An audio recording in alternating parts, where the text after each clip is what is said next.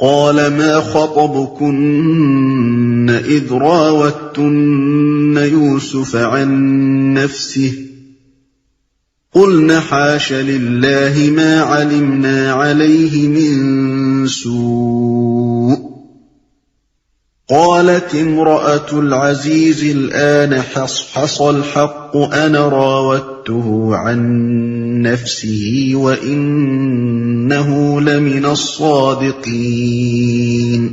اس پر بادشاہ نے ان عورتوں سے دریافت کیا تمہارا کیا تجربہ ہے اس وقت کا جب تم نے یوسف کو رجھانے کی کوشش کی تھی؟ سب نے یک زبان ہو کر کہا حاشا للہ، ہم نے تو اس میں بدی کا شائبہ تک نہ پایا۔ عزیز کی بیوی بول اٹھی اب حق کھل چکا ہے، وہ میں ہی تھی جس نے اس کو پھسلانے کی کوشش کی تھی، بے شک وہ بالکل سچا ہے۔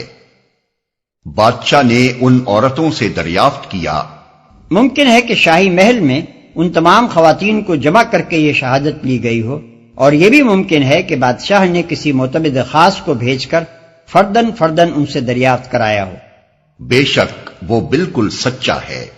اندازہ کیا جا سکتا ہے کہ ان شہادتوں نے کس طرح 8-9 سال پہلے کے واقعات کو تازہ کر دیا ہوگا، کس طرح حضرت یوسف علیہ السلام کی شخصیت زمانہ قید کی طویل گمنامی سے نکل کر یکایک پھر سطح پر آ گئی ہوگی، اور کس طرح مصر کے تمام اشراف، معززین، متوسطین اور عوام تک میں آپ کا اخلاقی وقار قائم ہو گیا ہوگا۔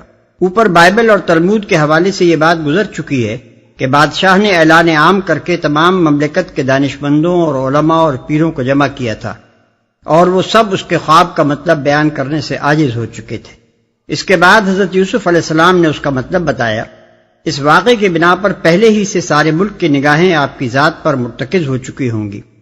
پھر جب بادشاہ کی طلبی پر آپ نے باہر نکلنے سے انکار کیا ہوگا تو سارے لوگ اچنبے میں پڑ گئے ہوں گے کہ یہ عجیب قسم کا بلند حوصلہ انسان ہے جس کو 8-9 برس کی قید کے بعد بادشاہ وقت مہربان ہو کر بلا رہا ہے، اور پھر بھی وہ بےتاب ہو کر دوڑ نہیں پڑتا۔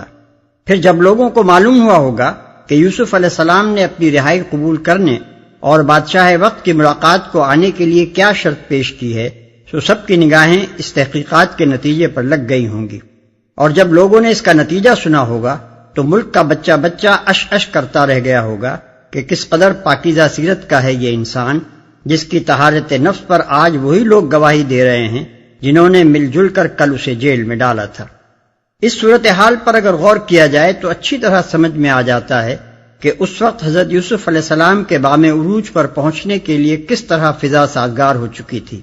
اس کے بعد یہ بات کچھ بھی قابل تعجب نہیں رہتی کہ حضرت یوسف علیہ السلام نے بادشاہ سے ملاقات کے موقع پر خزائن ارض کی سپردگی کا مطالبہ کیسے بے دھڑک پیش کر دیا، اور بادشاہ نے اسے کیوں بے تعمل قبول کر لیا۔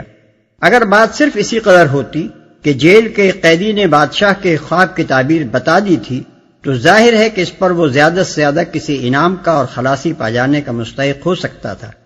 اتنی سی بات اس کے لیے تو کافی نہیں ہو سکتی تھی کہ وہ بادشاہ سے کہے خزائن ارض میرے حوالے کرو، اور بادشاہ کہہ دے لیجئے سب کچھ حاضر ہے۔ ذلك ليعلم أني لم أخنه بالغيب وأن الله لا يهدي كيد الخائنين۔ یوسف نے کہا اس سے میری غرض یہ تھی کہ عزیز یہ جان لے کہ میں نے در پردہ اس کی خیانت نہیں کی تھی، اور یہ کہ جو خیانت کرتے ہیں ان کی چالوں کو اللہ کامیابی کی راہ پر نہیں لگاتا۔ یوسف نے کہا یہ بات غالباً حضرت یوسف علیہ السلام نے اس وقت کہی ہوگی جب قید خانے میں آپ کو تحقیقات کے نتیجے کی خبر دی گئی ہوگی۔ بعض مفسرین جن میں ابن تیمیہ اور ابن کثیر جیسے فضلاء بھی شامل ہیں اس فقرے کو حضرت یوسف علیہ السلام کا نہیں بلکہ عزیز کی بیوی کے قول کا ایک حصہ قرار دیتے ہیں۔ ان کی دلیل یہ ہے کہ یہ فقرہ امرأۃ العزیز کے قول سے متصل آیا ہے، اور بیچ میں کوئی لفظ ایسا نہیں ہے جس سے یہ سمجھا جائے انہو لمن الصادقین پر امرأۃ العزیز کی بات ختم ہو گئی، اور بعد کا کلام حضرت یوسف علیہ السلام کی زبان سے ادا ہوا۔ وہ کہتے ہیں کہ اگر دو آدمیوں کے قول ایک دوسرے سے متصل واقع ہوں اور اس امر کی صراحت نہ ہو کہ یہ قول فلاں کا ہے اور یہ فلاں کا، تو اس صورت میں لازماً کوئی قرینہ ایسا ہونا چاہیے جس سے دونوں کے کلام میں فرق کیا جا سکے۔ اور یہاں ایسا کوئی قرینہ موجود نہیں ہے، اس لیے یہی ماننا پڑے گا کہ الآن حس الحق سے لے کر ان ربی غفور الرحیم تک پورا کلام امرأۃ العزیز کا ہی ہے۔ لیکن مجھے تعجب ہے کہ ابن تیمیہ جیسے دقیقہ رس آدمی تک کی نگاہ سے یہ بات کیسے چوک گئی کہ شان کلام بجائے خود ایک بہت بڑا قرینہ ہے جس کے ہوتے کسی اور قرینے کی ضرورت نہیں رہتی۔ پہلا فقرہ تو بلا شبہ امرأۃ العزیز کے منہ پر پھبتا ہے، مگر کیا دوسرا فقرہ بھی اس کی حیثیت کے مطابق نظر آتا ہے؟ یہاں تو شان کلام صاف کہہ رہی ہے کہ اس کے قائل حضرت یوسف علیہ السلام ہیں، نہ کہ عزیز مصر کی بیوی۔ اس کلام میں جو نیک نفسی، جو عالی ظرفی، جو فروتنی اور جو خدا ترسی بول رہی ہے، وہ خود گواہ ہے کہ یہ فقرہ اس زبان سے نکلا ہوا نہیں ہو سکتا جس سے حیت لک نکلا تھا، جس سے ما جزاء من اراد باہلک سوءا نکلا تھا، اور جس سے بھری محفل کے سامنے یہ تک نکل سکتا تھا کہ لئن لم یفعل ما امرہ لیسجنن۔ ایسا پاکیزہ فقرہ تو وہی زبان بول سکتی تھی جو اس سے پہلے معاذ اللہ انہ ربی احسن مثوایا کہہ چکی تھی، جو رب السجن احب الی مما یدعوننی الیہ کہہ چکی تھی، جو الا تصرف عنی کیدہن اصب الیہن کہہ چکی تھی۔ ایسے پاکیزہ کلام کو یوسف صدیق کے بجائے امرأۃ العزیز کا کلام ماننا اس وقت تک ممکن نہیں ہے جب تک کوئی قرینہ اس امر پر دلالت نہ کرے کہ اس مرحلے پر پہنچ کر اسے توبہ اور ایمان اور اصلاح نفس کی توفیق نصیب ہو گئی تھی، اور افسوس ہے کہ ایسا کوئی قرینہ موجود نہیں ہے۔ وما أبرئ نفسي إن النفس لأمارة بالسوء إلا ما رحم ربي إن ربي غفور رحيم۔ میں کچھ اپنے نفس کی برات نہیں کر رہا ہوں، نفس تو بدی پر اکساتا ہی ہے، الا یہ کہ کسی پر میرے رب کی رحمت ہو، بے شک میرا رب بڑا غفور و رحیم ہے۔ وقال الملك ائتوني به استخلصه لنفسي فلما كلمه قال إنك اليوم لدينا مكين أمين۔ بادشاہ نے کہا انہیں میرے پاس لاؤ تاکہ میں ان کو اپنے لیے مخصوص کر لوں۔ جب یوسف نے اس سے گفتگو کی تو اس نے کہا اب آپ ہمارے ہاں قدر و منزلت رکھتے ہیں اور آپ کی امانت پر پورا بھروسہ ہے۔ یہ بادشاہ کی طرف سے گویا ایک کھلا اشارہ تھا کہ آپ کو ہر ذمہ داری کا منصب سونپا جا سکتا ہے۔ قال جعلني على خزائن الأرض إني حفيظ عليم۔ یوسف نے کہا ملک کے خزانے میرے سپرد کیجئے، میں حفاظت کرنے والا بھی ہوں اور علم بھی رکھتا ہوں۔ اس سے پہلے جو توضیحات گزر چکی ہیں ان کی روشنی میں دیکھا جائے تو صاف نظر آئے گا کہ یہ کوئی نوکری کی درخواست نہیں تھی جو کسی طالب جاہ نے وقت کے بادشاہ کا اشارہ پاتے ہی جھٹ سے پیش کر دی ہو۔ در حقیقت یہ اس انقلاب کا دروازہ کھولنے کے لیے آخری ضرب تھی جو حضرت یوسف علیہ السلام کی اخلاقی طاقت سے پچھلے 10-12 سال کے اندر نشو و نما پا کر ظہور کے لیے تیار ہو چکا تھا، اور اب جس کا فتح باب صرف ایک ٹہنکے ہی کا محتاج تھا۔ حضرت یوسف علیہ السلام آزمائشوں کے ایک طویل سلسلے سے گزر کر آ رہے تھے، اور یہ آزمائشیں کسی گمنامی کے گوشے میں پیش نہیں آئی تھیں، بلکہ بادشاہ سے لے کر عام شہریوں تک مصر کا بچہ بچہ ان سے واقف تھا۔ ان آزمائشوں میں انہوں نے ثابت کر دیا تھا کہ وہ امانت، راست بازی، حلم، ضبط نفس، عالی ظرفی، ذہانت و فراست اور معاملہ فہمی میں کم از کم اپنے زمانے کے لوگوں کے درمیان تو اپنا نظیر نہیں رکھتے۔ ان کی شخصیت کے یہ اوصاف اس طرح کھل چکے تھے کہ کسی کو ان سے انکار کی مجال نہ رہی تھی۔ زبانیں ان کی شہادت دے چکی تھیں، دل ان سے مسخر ہو چکے تھے، خود بادشاہ ان کے آگے ہتھیار ڈال چکا تھا۔ ان کا حفیظ اور علیم ہونا اب محض ایک دعویٰ نہ تھا بلکہ ایک ثابت شدہ واقعہ تھا جس پر سب ایمان لا چکے تھے۔ اب اگر کچھ کسر باقی تھی تو وہ صرف اتنی تھی کہ حضرت یوسف علیہ السلام خود حکومت کے ان اختیارات کو اپنے ہاتھ میں لینے پر رضامندی ظاہر کریں جن کے لیے بادشاہ اور اس کے اعیان سلطنت اپنی جگہ بخوبی جان چکے تھے کہ ان سے زیادہ موضوع آدمی اور کوئی نہیں ہے۔ چنانچہ یہی وہ کسر تھی جو انہوں نے اپنے اس فقرے سے پوری کر دی۔ ان کی زبان سے اس مطالبے کے نکلتے ہی بادشاہ اور اس کی کونسل نے جس طرح سے اسے بصر و چشم قبول کیا وہ خود اس بات کا ثبوت ہے کہ یہ پھل اتنا پک چکا تھا کہ اب ٹوٹنے کے لیے ایک اشارے ہی کا منتظر تھا۔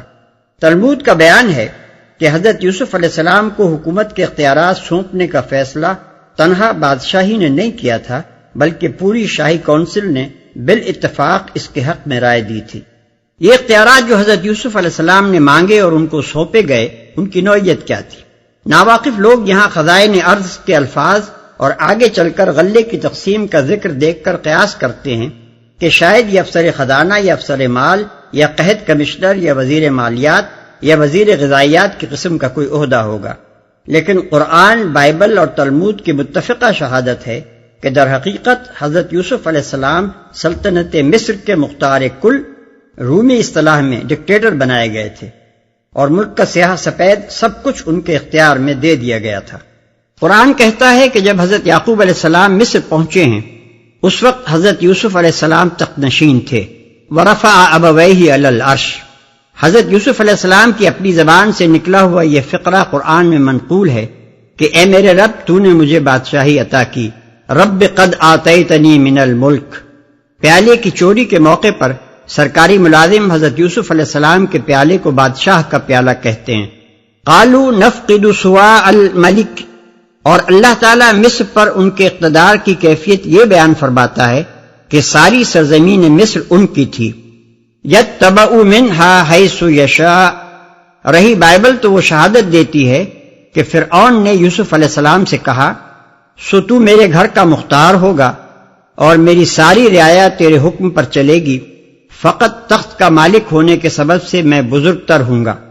دیکھ میں تجھے سارے ملک مصر کا حاکم بناتا ہوں اور تیرے حکم کے بغیر کوئی آدمی سارے ملک مصر میں اپنا ہاتھ یا پاؤں نہ ہلانے پائے گا۔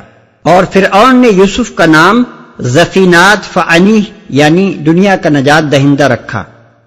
پیدائش باب 41 آیات 39 تا 45۔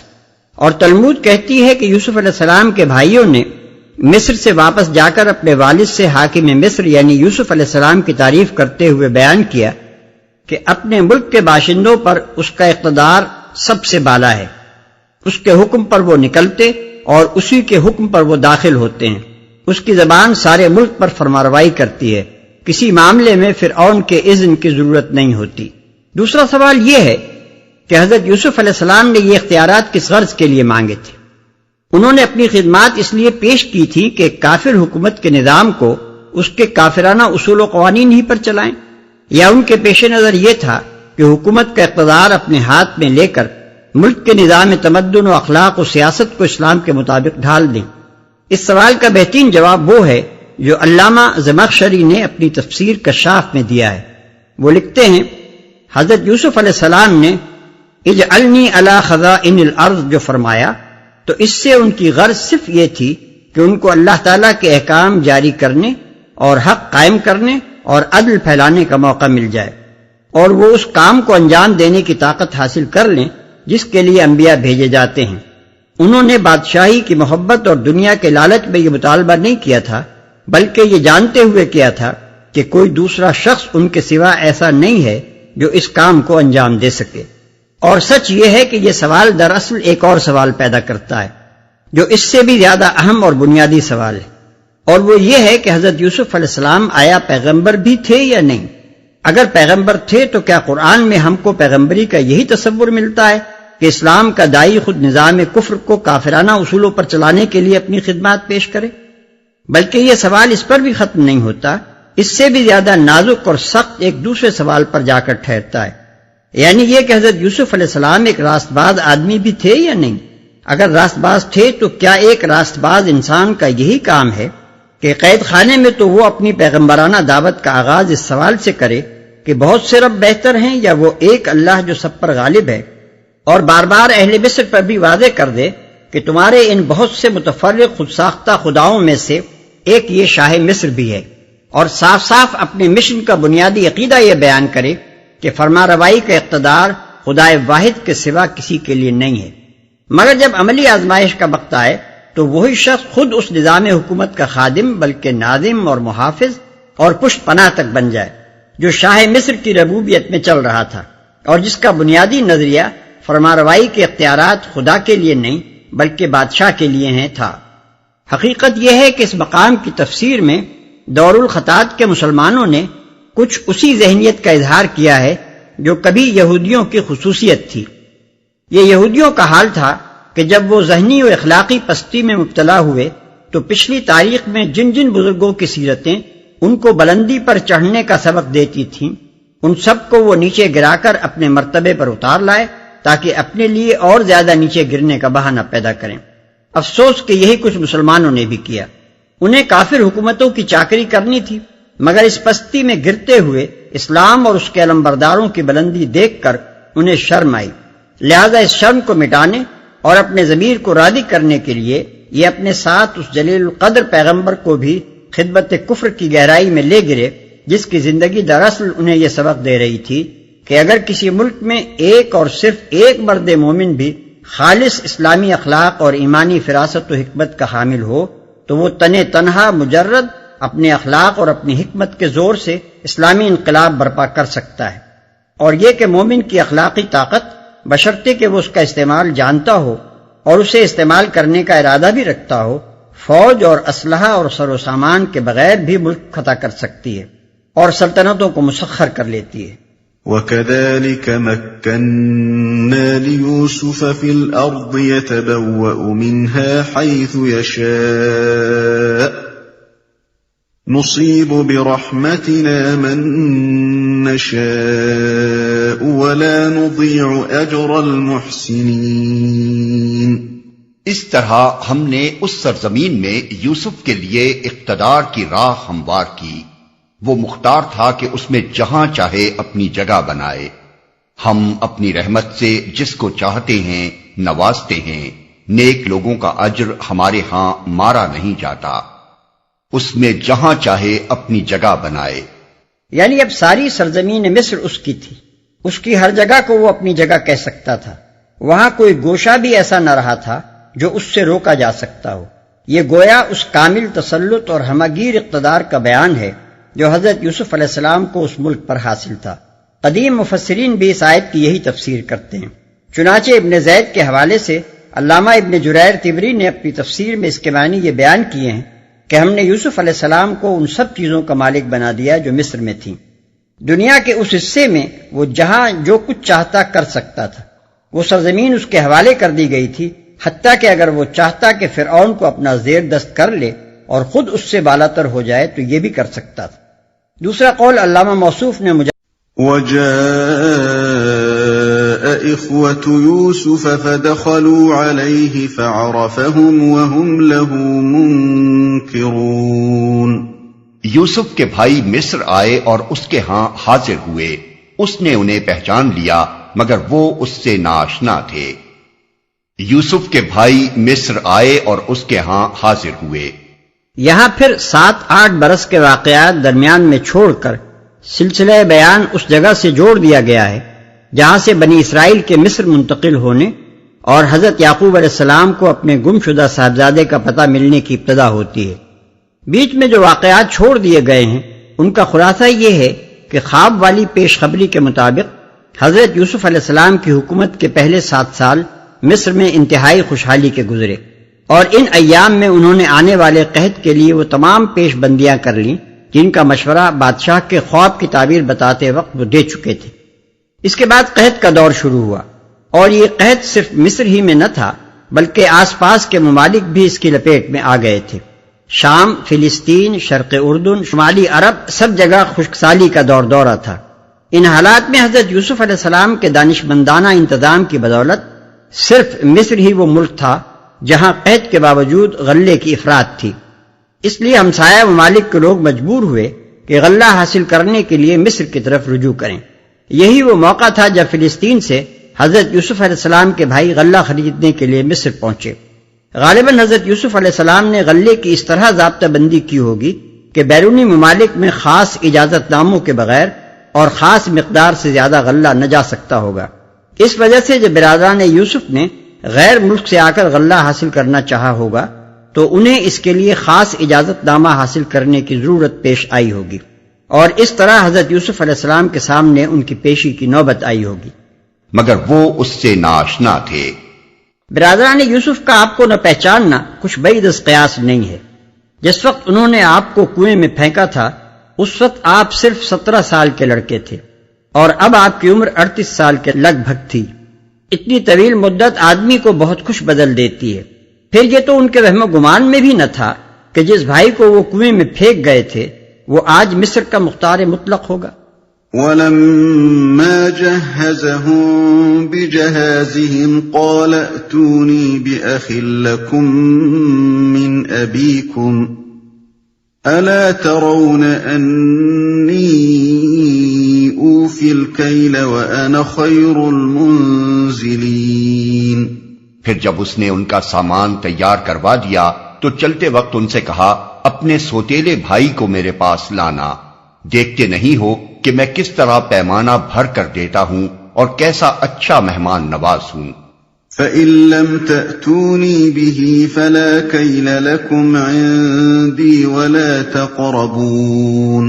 اگر تم اسے نہ لاؤ گے تو میرے پاس تمہارے لیے کوئی غلہ نہیں ہے، بلکہ تم میرے قریب بھی نہ پھٹکنا۔ اختصار بیان کی وجہ سے شاید کسی کو یہ سمجھنے میں دقت ہو کہ حضرت یوسف علیہ السلام جب اپنی شخصیت کو ان پر ظاہر نہ کرنا چاہتے تھے تو پھر ان کے سوتیلے بھائی کا ذکر کیسے آ گیا، اور اس کے لانے پر اس قدر اصرار کرنے کے کیا معنی تھے، کیونکہ اس طرح تو راز فاش ہوا جاتا تھا، لیکن تھوڑا سا غور کرنے سے بات صاف سمجھ میں آ جاتی ہے۔ وہاں غلے کی ضابطہ بندی تھی اور ہر شخص ایک مقرر مقدار غلہ ہی لے سکتا تھا۔ غلہ لینے کے لیے یہ 10 بھائی آئے تھے، مگر وہ اپنے والد اور اپنے 11ویں بھائی کا حصہ بھی مانگتے ہوں گے۔ اس پر حضرت یوسف علیہ السلام نے کہا ہوگا کہ تمہارے والد کے خود نہ آنے کے لیے تو یہ عذر معقول ہو سکتا ہے کہ وہ بہت بوڑھے اور نابینا ہیں، مگر بھائی کے نہ آنے کا کیا معقول سبب ہو سکتا ہے؟ کہیں تم ایک فرضی نام سے زائد غلہ حاصل کرنے اور پھر ناجائز تجارت کرنے کی کوشش تو نہیں کر رہے ہو؟ انہوں نے جواب میں اپنے گھر کے کچھ حالات بیان کیے ہوں گے اور بتایا ہوگا کہ وہ ہمارا سوتیلا بھائی ہے اور بعض وجوہ سے ہمارے والد اس کو ہمارے ساتھ بھیجنے میں تعامل کرتے ہیں۔ تب حضرت یوسف علیہ السلام نے فرمایا ہوگا کہ خیر، اس وقت تو ہم تمہاری زبان کا اعتبار کر کے تم کو پورا غلہ دیے دیتے ہیں، مگر آئندہ اگر تم اس کو ساتھ نہ لائے تو تمہارا اعتبار جاتا رہے گا اور تمہیں یہاں سے کوئی غلہ نہ مل سکے گا۔ اس حاکمانہ دھمکی کے ساتھ آپ نے ان کو اپنے احسان اور اپنی مہمان نوازی سے بھی رام کرنے کی کوشش کی، کیونکہ دل اپنے چھوٹے بھائی کو دیکھنے اور گھر کے حالات معلوم کرنے کے لیے بیتاب تھا۔ یہ معاملے کی ایک سادہ سی صورت ہے جو ذرا غور کرنے سے خود بخود سمجھ میں آ جاتی ہے۔ اس صورت میں بائبل کی اس مبالغہ آمیز داستان پر اعتماد کرنے کی کوئی ضرورت نہیں رہتی جو کتاب پیدائش کے باب 42-43 میں بڑی رنگ آمیزی کے ساتھ پیش کی گئی ہے۔ قالوا سنراود عنه أباه وإنا لفاعلون۔ انہوں نے کہا، ہم کوشش کریں گے کہ والد صاحب اسے بھیجنے پر راضی ہو جائیں، اور ہم ایسا ضرور کریں گے۔ وقال لفتيانه جعلوا بضاعتهم في رحالهم لعلهم يعرفونها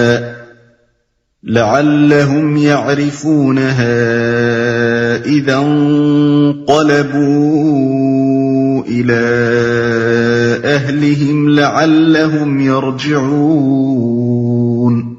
یوسف نے اپنے غلاموں کو اشارہ کیا کہ ان لوگوں نے غلے کے عوض جو مال دیا ہے وہ چپکے سے ان کے سامان ہی میں رکھ دو۔ یہ یوسف نے اس امید پر کیا کہ گھر پہنچ کر وہ اپنا واپس پایا ہوا مال پہچان جائیں گے یا اس فیاضی پر احسان مند ہوں گے، اور عجب نہیں کہ پھر پلٹیں۔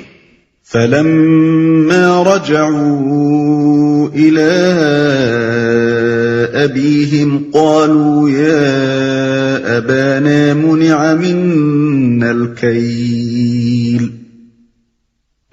مِنَّا الْكَيْلُ فَأَرْسِلْ مَعَنَا أَخَانَا نَكْتَلْ وَإِنَّا لَهُ لَحَافِظُونَ۔ جب وہ اپنے باپ کے پاس گئے تو کہا، ابا جان، آئندہ ہم کو غلہ دینے سے انکار کر دیا گیا ہے، لہذا آپ ہمارے بھائی کو ہمارے ساتھ بھیج دیجئے تاکہ ہم غلہ لے کر آئیں، اور اس کی حفاظت کے ہم ذمہ دار ہیں۔ قال هل آمنكم عليه إلا كما أمنتكم على أخيه من قبل فالله خير حافظا وهو أرحم الراحمين۔ باپ نے جواب دیا کیا میں اس کے معاملے میں تم پر ویسا ہی بھروسہ کروں جیسا اس سے پہلے اس کے بھائی کے معاملے میں کر چکا ہوں؟ اللہ ہی بہتر محافظ ہے اور وہ سب سے بڑھ کر رحم فرمانے والا ہے۔ وَلَمَّا فَتَحُوا مَتَاعَهُمْ وَجَدُوا بِضَاعَتَهُمْ رُدَّتْ إِلَيْهِمْ قَالُوا يَا أَبَانَا مَا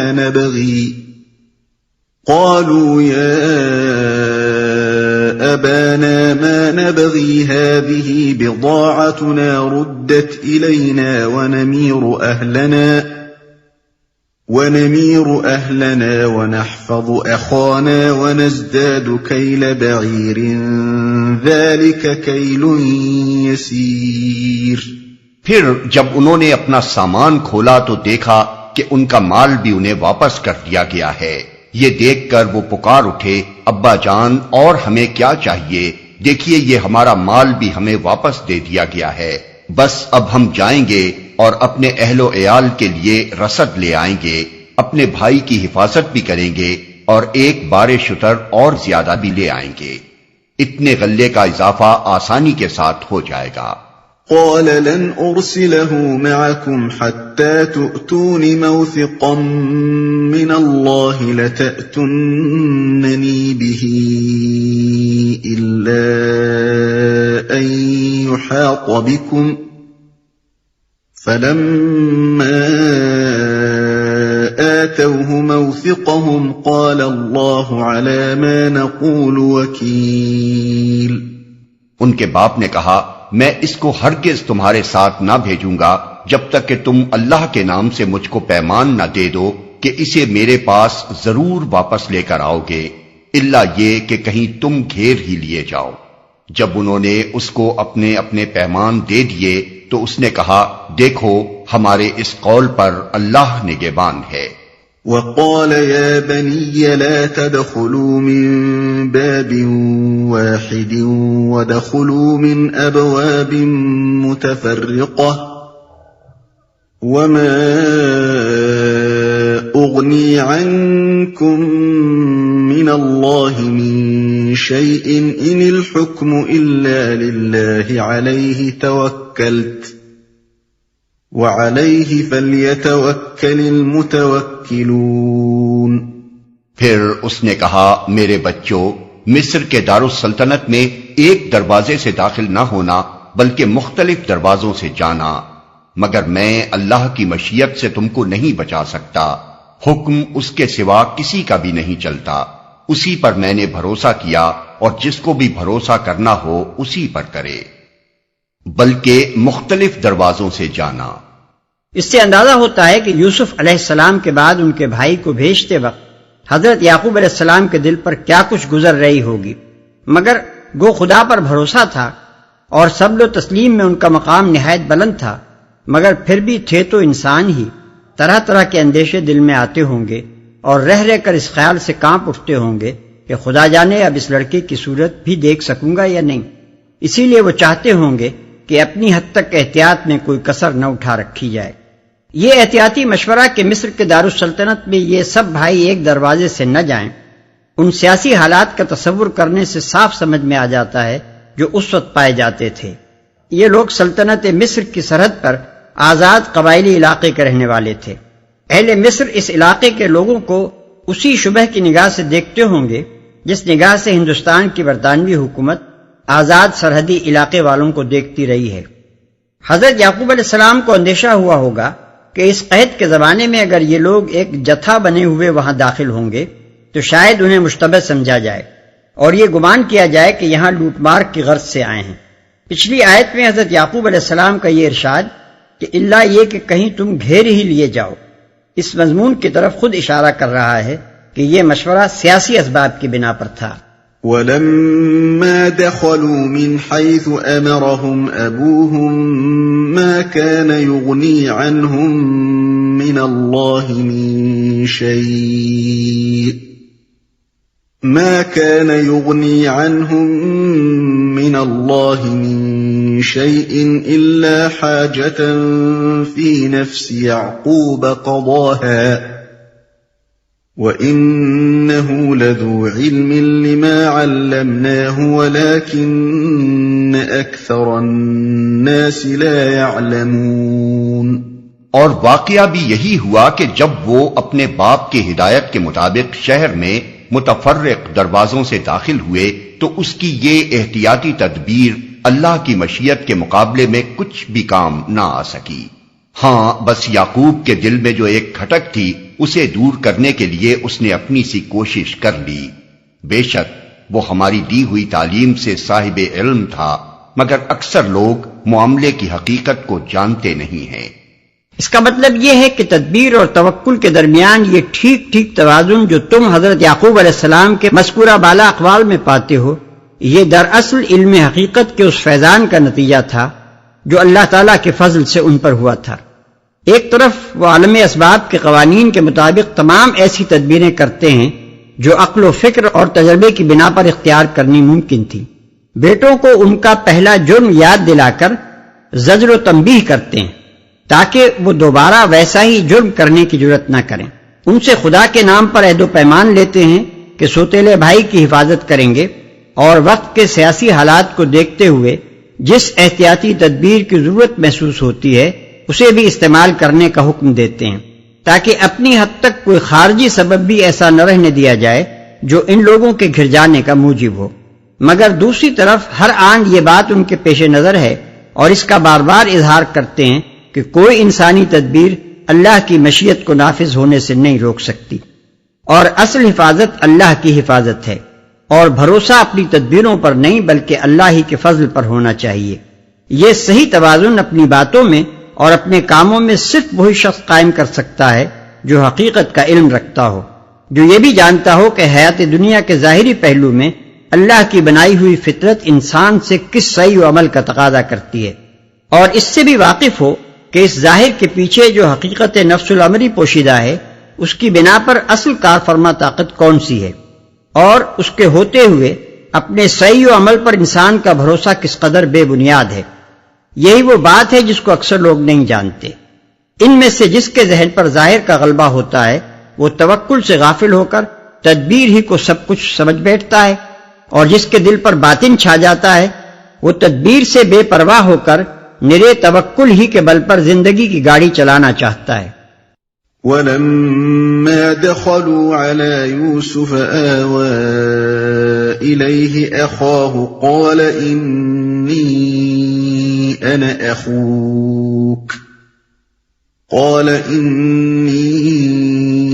أَنَا أَخُوكَ فَلَا تَبْتَئِسْ بِمَا كَانُوا يَعْمَلُونَ۔ یہ لوگ یوسف کے حضور پہنچے تو اس نے اپنے بھائی کو اپنے پاس الگ بلا لیا اور اسے بتا دیا کہ میں تیرا وہی بھائی ہوں جو کھویا گیا تھا، اب تو ان باتوں کا غم نہ کر جو یہ لوگ کرتے رہے ہیں۔ اس فقرے میں وہ ساری داستان سمیٹ دی گئی ہے جو 21-22 برس کے بعد دونوں ماں جائے بھائیوں کے ملنے پر پیش آئی ہوگی۔ حضرت یوسف علیہ السلام نے بتایا ہوگا کہ وہ کن حالات سے گزرتے ہوئے اس مرتبے پر پہنچے۔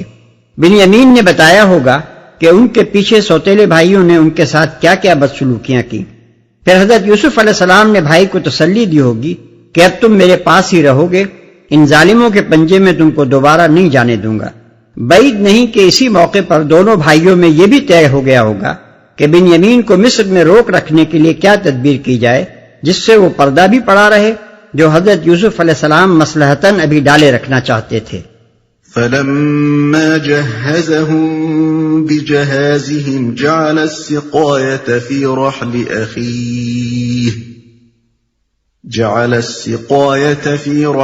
أَخِيهِ ثُمَّ أَذَّنَ مُؤَذِّنٌ أَيَّتُهَا الْعِيرُ إِنَّكُمْ لَسَارِقُونَ۔ جب یوسف ان بھائیوں کا سامان لدوانے لگا تو اس نے اپنے بھائی کے سامان میں اپنا پیالہ رکھ دیا، پھر ایک پکارنے والے نے پکار کر کہا، اے قافلے والو تم لوگ چور ہو۔ اپنے بھائی کے سامان میں اپنا پیالہ رکھ دیا۔ پیالہ رکھنے کا فعل غالباً حضرت یوسف علیہ السلام نے اپنے بھائی کی رضامندی سے اور اس کے علم میں کیا تھا، جیسا کہ اس سے پہلے والی آیت اشارہ کر رہی ہے۔ حضرت یوسف علیہ السلام اپنے مدتوں کے بچھڑے ہوئے بھائی کو ان ظالم سوتیلے بھائیوں کے پنجے سے چھڑانا چاہتے ہوں گے۔ بھائی خود بھی ان ظالموں کے ساتھ واپس نہ جانا چاہتا ہوگا، مگر علانیہ آپ کا اسے روکنا اور اس کا رک جانا بغیر اس کے ممکن نہ تھا کہ حضرت یوسف علیہ السلام اپنی شخصیت کو ظاہر کرتے، اور اس کا اظہار اس موقع پر مصلحت کے خلاف تھا۔ اس لیے دونوں بھائیوں میں مشورہ ہوا ہوگا کہ اسے روکنے کی یہ تدبیر کی جائے۔ اگرچہ تھوڑی دیر کے لیے اس میں بھائی کی سبکی تھی کہ اس پر چوری کا دھبا لگتا تھا، لیکن بعد میں یہ دھبا اس طرح بآسانی دھل سکتا تھا کہ دونوں بھائی اصل معاملے کو دنیا پر ظاہر کر دیں۔ تم لوگ چور ہو۔ اس آیت میں اور بعد والی آیات میں بھی کہیں ایسا کوئی اشارہ موجود نہیں ہے جس سے یہ گمان کیا جا سکے کہ حضرت یوسف علیہ السلام نے اپنے ملازموں کو اس راز میں شریک کیا تھا اور انہیں خود یہ سکھایا تھا کہ قافلے والوں پر جھوٹا الزام لگاؤ۔ واقعی کی سادہ صورت جو سمجھ میں آتی ہے وہ یہ ہے کہ پیالہ خاموشی کے ساتھ رکھ دیا گیا ہوگا، بعد میں جب سرکاری ملازموں نے اسے نہ پایا ہوگا تو قیاس کیا ہوگا کہ ہو نہ ہو یہ کام انہی قافلے والوں میں سے کسی کا ہے جو یہاں ٹھہرے ہوئے تھے۔ قالوا وَأَقْبَلُوا عَلَيْهِمْ مَاذَا تَفْقِدُونَ، انہوں نے پلٹ کر پوچھا تمہاری کیا چیز کھوئی گئی؟ قالوا نفقد صواع الملك ولمن جاء به حمل بعير وأنا به زعيم، سرکاری ملازموں نے کہا بادشاہ کا پیمانہ ہم کو نہیں ملتا، اور ان کے جمعدار نے کہا جو شخص لا کر دے گا اس کے لیے ایک بار شتر انعام ہے، اس کا میں ذمہ لیتا ہوں۔ قالوا تالله لقد علمتم ما جئنا لنفسد في الأرض وما كنا سارقين، ان بھائیوں نے کہا خدا کی قسم تم لوگ خوب جانتے ہو کہ ہم اس ملک میں فساد کرنے نہیں آئے ہیں اور ہم چوریاں کرنے والے لوگ نہیں ہیں۔ قالوا فما جزاؤه إن كنتم كاذبين، انہوں نے کہا اچھا اگر تمہاری بات جھوٹی نکلی تو چور کی کیا سزا ہے؟ قالوا جزاؤه من وجد في رحله فهو جزاؤه كذلك نجزي الظالمين، انہوں نے کہا اس کی سزا جس کے سامان میں سے چیز نکلے وہ آپ ہی اپنی سزا میں رکھ لیا جائے، ہمارے ہاں تو ایسے ظالموں کو سزا دینے کا یہی طریقہ ہے۔ خیال رہے کہ یہ بھائی خاندان ابراہیمی کے افراد تھے، لہذا انہوں نے چوری کے معاملے میں جو قانون بیان کیا وہ شریعت ابراہیمی کا قانون تھا، یعنی یہ کہ چور اس شخص کی غلامی میں دے دیا جائے جس کا مال اس نے چرایا ہو۔ فبدأ بأوعيتهم قبل وعاء أخيه ثم استخرجها من وعاء أخيه كذلك كدنا ليوسف ما كان ليأخذ أخاه في دين الملك إلا أن يشاء الله نرفع درجات من نشاء وفوق كل ذي علم عليم۔ تب یوسف نے اپنے بھائی سے پہلے ان کی خرجیوں کی تلاشی لینی شروع کی، پھر اپنے بھائی کی خرجی سے گمشدہ چیز برآمد کر لی۔ اس طرح ہم نے یوسف کی تائید اپنی تدبیر سے کی۔ اس کا یہ کام نہ تھا کہ بادشاہ کے دین یعنی مصر کے شاہی قانون میں اپنے بھائی کو پکڑتا، الا یہ کہ اللہ ہی ایسا چاہے، ہم جس کے درجے چاہتے ہیں بلند کر دیتے ہیں، اور ایک علم رکھنے والا ایسا ہے جو ہر صاحب علم سے بالا تر ہے۔ ہم نے یوسف کی تائید اپنی تدبیر سے کی۔ یہاں یہ امر غور طلب ہے کہ اس پورے سلسلے واقعات میں وہ کون سی تدبیر ہے جو حضرت یوسف علیہ السلام کی تائید میں براہ راست خدا کی طرف سے کی گئی۔ ظاہر ہے کہ پیالہ رکھنے کی تدبیر تو حضرت یوسف علیہ السلام نے خود کی تھی۔ یہ بھی ظاہر ہے کہ سرکاری ملازموں کا چوری کے شعبے میں قافلے والوں کو روکنا بھی حسب معمول وہ کام تھا جو ایسے مواقع پر سب سرکاری ملازم کیا کرتے ہیں۔ پھر وہ خاص خدائی تدبیر کون سی ہے؟ اوپر کی آیات میں تلاش کرنے سے اس کے سوا کسی دوسری چیز کو اس کا مصداق نہیں ٹھہرایا جا سکتا کہ سرکاری ملازموں نے خلاف معمول خود مشتبہ ملزموں سے چور کی سزا پوچھی، اور انہوں نے وہ سزا بتائی جو شریعت ابراہیمی کی روح سے چور کو دی جاتی تھی۔ اس کے دو فائدے ہوئے، ایک یہ کہ حضرت یوسف علیہ السلام کو شریعت ابراہیمی پر عمل کا موقع مل گیا، دوسرا یہ کہ بھائی کو حوالات میں بھیجنے کے بجائے اب وہ اسے اپنے پاس رکھ سکتے تھے، اللہ یہ کہ اللہ ہی ایسا چاہے۔ یعنی یہ بات حضرت یوسف علیہ السلام کی شان پیغمبری کے شایع نہ تھی کہ وہ اپنے ایک ذاتی معاملے میں شاہ مصر کے قانون پر عمل کرتے۔ اپنے بھائی کو روک رکھنے کے لیے انہوں نے خود جو تدبیر کی تھی اس میں یہ خلل رہ گیا تھا کہ بھائی کو روکا تو ضرور جا سکتا تھا، مگر شاہ مصر کے قانون تعزیرات سے کام لینا پڑتا، اور یہ اس پیغمبر کی شان کے مطابق نہ تھا جس نے اختیارات حکومت غیر اسلامی قوانین کی جگہ اسلامی شریعت نافذ کرنے کے لیے اپنے ہاتھ میں لیے تھے۔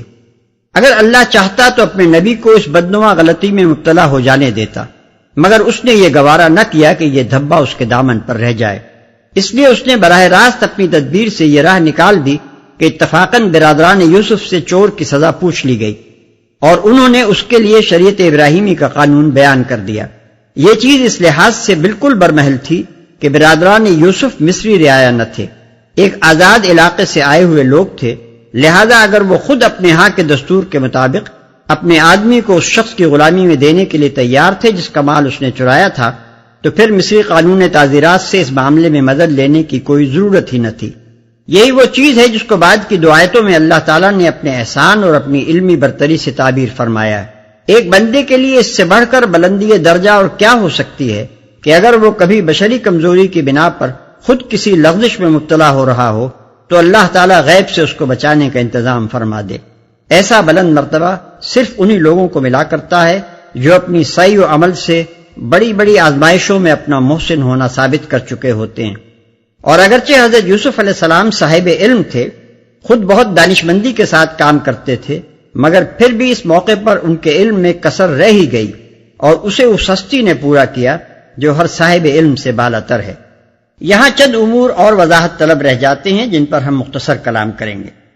ایک، عام طور پر اس آیت کا ترجمہ یہ کیا جاتا ہے کہ یوسف بادشاہ کے قانون کی روح سے اپنے بھائی کو نہ پکڑ سکتا تھا، یعنی ما کان لیأخذوا کو مترجمین و مفسرین عدم قدرت کے معنی میں لیتے ہیں، نہ کہ عدم صحت اور عدم مناسبت کے معنی میں۔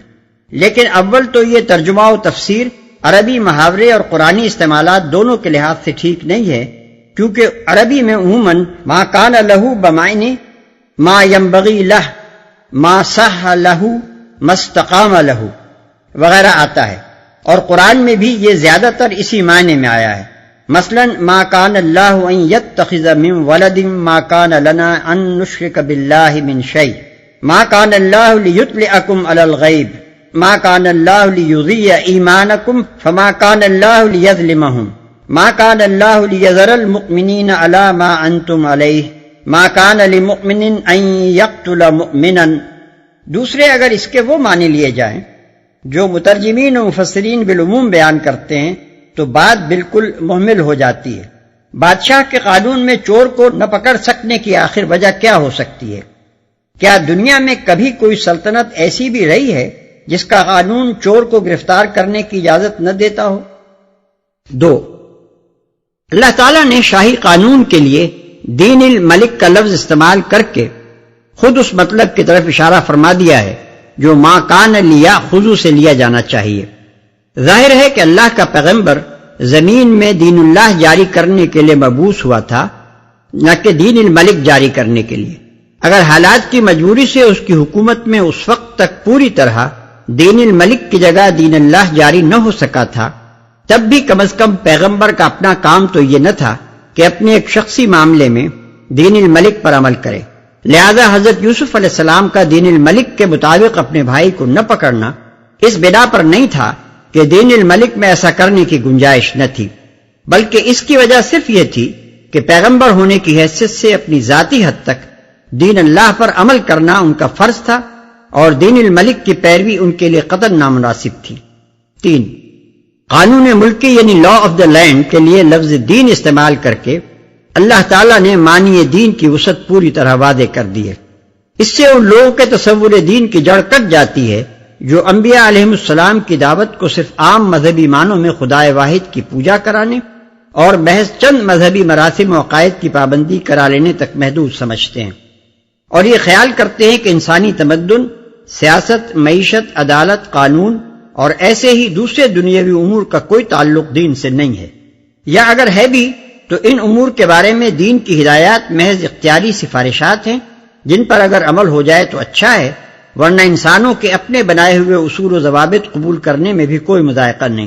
یہ سراسر گمراہانہ تصور دین جس کا ایک مدت سے مسلمانوں میں چرچا ہے، جو بہت بڑی حد تک مسلمانوں کو اسلامی نظام زندگی کے قیام کی صحیح سے غافل کرنے کا ذمہ دار ہے، جس کی بدولت مسلمان کفر و جاہلیت کے نظام زندگی پر نہ صرف راضی ہوئے بلکہ ایک نبی کی سنت سمجھ کر اس نظام کے پرزے بننے اور اس کو خود چلانے کے لیے بھی آمادہ ہو گئے۔ اس آیت کی روح سے قطعاً غلط ثابت ہوتا ہے۔ یہاں اللہ تعالیٰ صاف بتا رہا ہے کہ جس طرح نماز، روزہ اور حج دین ہے، اسی طرح وہ قانون بھی دین ہے جس پر سوسائٹی کا نظام اور ملک کا انتظام چلایا جاتا ہے۔ لہذا ان الدین عند اللہ الاسلام اور ومن یبتغی غیر الاسلام دینا فلن یقبل منہ وغیرہ آیات میں جس دین کی اطاعت کا مطالبہ کیا گیا ہے، اس سے مراد صرف نماز روزہ ہی نہیں ہے بلکہ اسلام کا اجتماعی نظام بھی ہے، جس سے ہٹ کر کسی دوسرے نظام کی پیروی خدا کے ہاں ہرگز مقبول نہیں ہو سکتی۔ 4، سوال کیا جا سکتا ہے کہ اس سے کم از کم یہ تو ثابت ہوتا ہے کہ اس وقت تک مصر کی حکومت میں دین الملک ہی جاری تھا۔ اب اگر اس حکومت کے حاکم اعلیٰ حضرت یوسف علیہ السلام ہی تھے، جیسا کہ تم خود پہلے ثابت کر چکے ہو، تو اس سے لازم آتا ہے کہ حضرت یوسف علیہ السلام خدا کے پیغمبر خود اپنے ہاتھوں سے ملک میں دین الملک جاری کر رہے تھے۔ اس کے بعد اگر اپنے ذاتی معاملے میں حضرت یوسف علیہ السلام نے دین الملک کے بجائے شریعت ابراہیمی پر عمل کیا بھی تو اس سے فرق کیا واقع ہوا؟ اس کا جواب یہ ہے کہ حضرت یوسف علیہ السلام مامور تو دین اللہ جاری کرنے ہی پر تھے، اور یہی ان کا پیغمبرانہ مشن اور ان کی حکومت کا مقصد تھا، مگر ایک ملک کا نظام عملاً ایک دن کے اندر نہیں بدل جایا کرتا۔ آج اگر کوئی ملک بالکلیہ ہمارے اختیار میں ہو اور ہم اس میں اسلامی نظام قائم کرنے کی خالص نیت ہی سے اس کا انتظام اپنے ہاتھ میں لیں، تب بھی اس کے نظام تمدن، نظام معاشی، نظام سیاست اور نظام عدالت و قانون کو بالفعل بدلتے بدلتے برسوں لگ جائیں گے، اور کچھ مدت تک ہم کو اپنے انتظام میں بھی سابق قوانین برقرار رکھنے پڑیں گے۔ کیا تاریخ اس بات پر شاہد نہیں ہے کہ خود نبی صلی اللہ علیہ وسلم کو بھی عرب کے نظام زندگی میں پورا اسلامی انقلاب برپا کرنے کے لیے 9-10 سال لگے تھے؟ اس دوران میں خاتم النبیین صلی اللہ علیہ وسلم کی اپنی حکومت میں چند سال شراب نوشی ہوتی رہی، سود لیا اور دیا جاتا رہا، جاہلیت کا قانون میراث جاری رہا، پرانے قوانین نکاح و طلاق برقرار رہے، بیوع فاسدہ کی بہت سی صورتیں عمل میں آتی رہیں، اور اسلامی قوانین دیوانی و فوجداری بھی اول روز ہی بتمام و کمال نافذ نہیں ہو گئے۔ بس اگر حضرت یوسف علیہ السلام کی حکومت میں ابتدائی 8-9 سال تک سابق مصری بادشاہت کے کچھ قوانین چلتے رہے ہوں تو اس میں تعجب کی کیا بات ہے؟ اور اس سے یہ دلیل کیسے نکل آتی ہے کہ خدا کا پیغمبر مصر میں خدا کے دین کو نہیں بلکہ بادشاہ کے دین کو جاری کرنے پر مامور تھا؟ رہی یہ بات کہ جب ملک میں دین الملک جاری تھا ہی تو آخر حضرت یوسف علیہ السلام کی اپنی ذات کے لیے اس پر عمل کرنا کیوں شایع نشان نہ تھا؟ تو یہ سوال بھی نبی صلی اللہ علیہ وسلم کے طریقے پر غور کرنے سے بآسانی حل ہو جاتا ہے۔ نبی صلی اللہ علیہ وسلم کی حکومت کے ابتدائی دور میں جب تک قوانین اسلامی جاری نہ ہوئے تھے، لوگ پرانے طریقے کے مطابق شراب پیتے رہے، مگر کیا حضور صلی اللہ علیہ وسلم نے بھی پی؟ لوگ سود لیتے دیتے تھے، مگر کیا آپ نے بھی سودی لین دین کیا؟ لوگ متع کرتے رہے اور جمع بین الاختین کرتے رہے، مگر کیا حضور صلی اللہ علیہ وسلم نے بھی ایسا کیا؟ اس سے معلوم ہوتا ہے کہ داعی اسلام کا عملی مجبوریوں کی بنا پر احکام اسلامی کے اجراء میں تدریج سے کام لینا اور چیز ہے، اور اس کا خود اس تدریج کے دور میں جاہلیت کے طریقوں پر عمل کرنا اور چیز۔ تدریج کی رخصتیں دوسروں کے لیے ہیں، داعی کا اپنا یہ کام نہیں ہے کہ خود ان طریقوں میں سے کسی پر عمل کرے جن کے مٹانے پر وہ مامور ہوا ہے۔ قالوا إن يسرق فقد سرق أخ له من قبل فأسرها يوسف في نفسه ولم يبدها لهم قال أنتم شر مكانا والله أعلم بما تصفون۔ ان بھائیوں نے کہا یہ چوری کرے تو کچھ تعجب کی بات بھی نہیں، اس سے پہلے اس کا بھائی یوسف بھی چوری کر چکا ہے۔ یوسف ان کی یہ بات سن کر پی گیا، حقیقت ان پر نہ کھولی، بس زیر لب اتنا کہہ کر رہ گیا کہ بڑے ہی برے ہو تم لوگ، میرے منہ در منہ مجھ پر جو الزام تم لگا رہے ہو اس کی حقیقت خدا خوب جانتا ہے۔ اس سے پہلے اس کا بھائی یوسف بھی چوری کر چکا ہے۔ یہ انہوں نے اپنی خفت مٹانے کے لیے کہا، پہلے کہہ چکے تھے کہ ہم لوگ چور نہیں ہیں، اب جو دیکھا کہ مال ہمارے بھائی کی خرجی سے برآمد ہو گیا ہے تو فوراً ایک جھوٹی بات بنا کر اپنے آپ کو اس بھائی سے الگ کر لیا اور اس کے ساتھ اس کے پہلے بھائی کو بھی لپیٹ لیا۔ اس سے اندازہ ہوتا ہے کہ حضرت یوسف علیہ السلام کے پیچھے بنیامین کے ساتھ ان بھائیوں کا کیا سلوک رہا ہوگا اور کس بنا پر اس کی اور حضرت یوسف علیہ السلام کی یہ خواہش ہوگی کہ وہ ان کے ساتھ نہ جائے۔ قالوا يا أيها العزيز إن له أبا شيخا كبيرا فخذ أحدنا مكانه إنا نراك من المحسنين۔ انہوں نے کہا اے سردار ذی اقتدار عزیز، اس کا باپ بہت بوڑھا آدمی ہے، اس کی جگہ آپ ہم میں سے کسی کو رکھ لیجئے، ہم آپ کو بڑا ہی نیک نفس انسان پاتے ہیں۔ اے سردار ذی اقتدار عزیز، یہاں لفظ عزیز حضرت یوسف علیہ السلام کے لیے جو استعمال ہوا ہے، صرف اس کی بنا پر مفسرین نے قیاس کر لیا کہ حضرت یوسف علیہ السلام اسی منصب پر معمور ہوئے تھے جس پر اس سے پہلے زلیخا کا شوہر معمور تھا۔ پھر اس پر مزید قیاسات کی عمارت کھڑی کر لی گئی کہ سابق عزیز مر گیا تھا، حضرت یوسف علیہ السلام اس کی جگہ مقرر کیے گئے، زلیخا اثرنو معجزے کے ذریعے سے جوان کی گئی اور شاہ مصر نے اس سے حضرت یوسف علیہ السلام کا نکاح کر دیا۔ حد یہ ہے کہ شب عروسی میں حضرت یوسف علیہ السلام اور زلیخا کے درمیان جو باتیں ہوئیں وہ تک کسی ذریعے سے ہمارے مفسرین کو پہنچ گئیں، حالانکہ یہ سب باتیں سراسر وہم ہیں۔ لفظ عزیز کے متعلق ہم پہلے کہہ چکے ہیں کہ یہ مصر میں کسی خاص منصب کا نام نہ تھا بلکہ محض صاحب اقتدار کے معنی میں استعمال کیا گیا ہے۔ غالباً مصر میں بڑے لوگوں کے لیے اس طرح کا کوئی لفظ اصطلاحاً رائج تھا جیسے ہمارے ملک میں لفظ سرکار بولا جاتا ہے، اسی کا ترجمہ قرآن میں عزیز کیا گیا ہے۔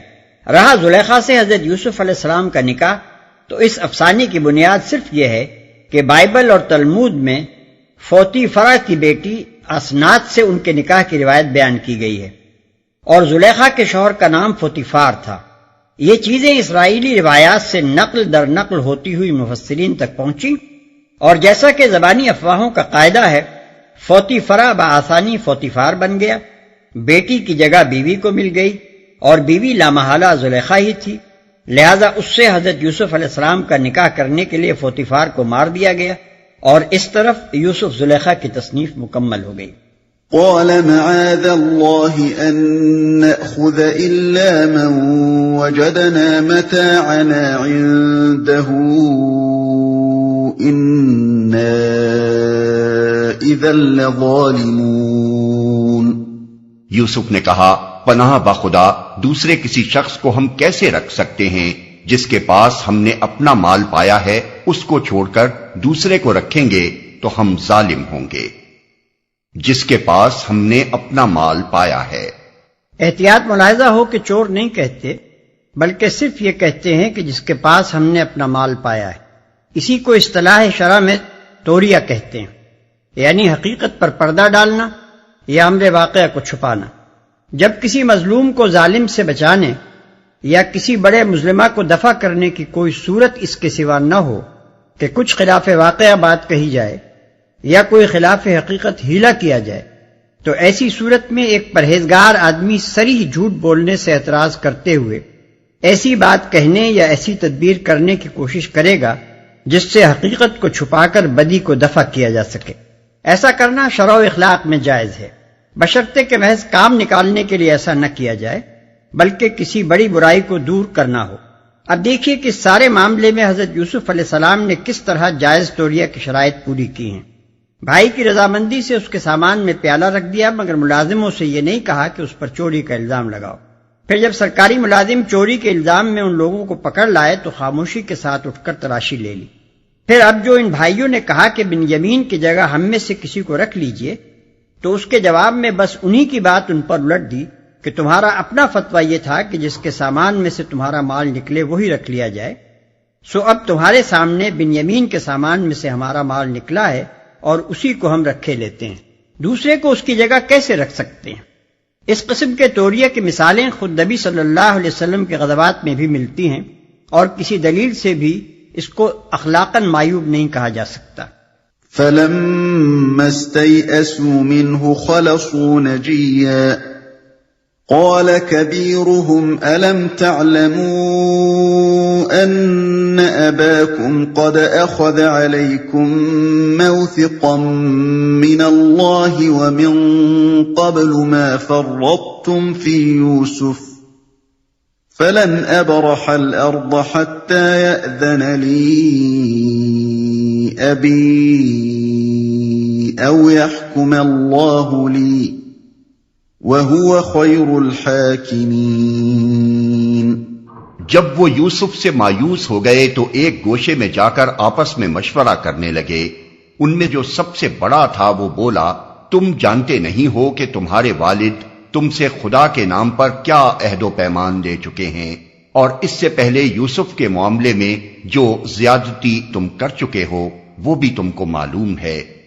اب میں تو یہاں سے ہرگز نہ جاؤں گا جب تک کہ میرے والد مجھے اجازت نہ دیں، یا پھر اللہ ہی میرے حق میں کوئی فیصلہ فرما دے کہ وہ سب سے بہتر فیصلہ کرنے والا ہے۔ يرجعوا إلى أبيكم فقولوا يا أبانا إن ابنك سرق وما شهدنا إلا بما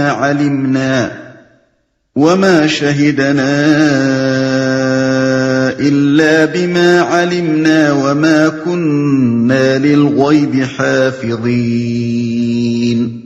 تم جا کر اپنے والد سے کہو کہ ابا جان آپ کے صاحبزادے نے چوری کی ہے، ہم نے اسے چوری کرتے ہوئے نہیں دیکھا، جو کچھ ہمیں معلوم ہوا ہے بس وہی ہم بیان کر رہے ہیں، اور غیب کی نگہبانی تو ہم نہ کر سکتے تھے۔ وَاسْأَلِ الْقَرْيَةَ الَّتِي كُنَّا فِيهَا وَالْعِيرَ الَّتِي أَقْبَلْنَا فِيهَا وَإِنَّا لَصَادِقُونَ۔ آپ اس بستی کے لوگوں سے پوچھ لیجئے جہاں ہم تھے، اس قافلے سے دریافت کر لیجئے جس کے ساتھ ہم آئے ہیں، ہم اپنے بیان میں بالکل سچے ہیں۔ قال بل سولت لكم أنفسكم أمرا فصبر جميل عسى الله أن يأتيني بهم جميعا إنه هو العليم الحكيم۔ باپ نے یہ داستان سن کر کہا، دراصل تمہارے نفس نے تمہارے لیے ایک اور بڑی بات کو سہل بنا دیا، اچھا اس پر بھی صبر کروں گا اور بخوبی کروں گا۔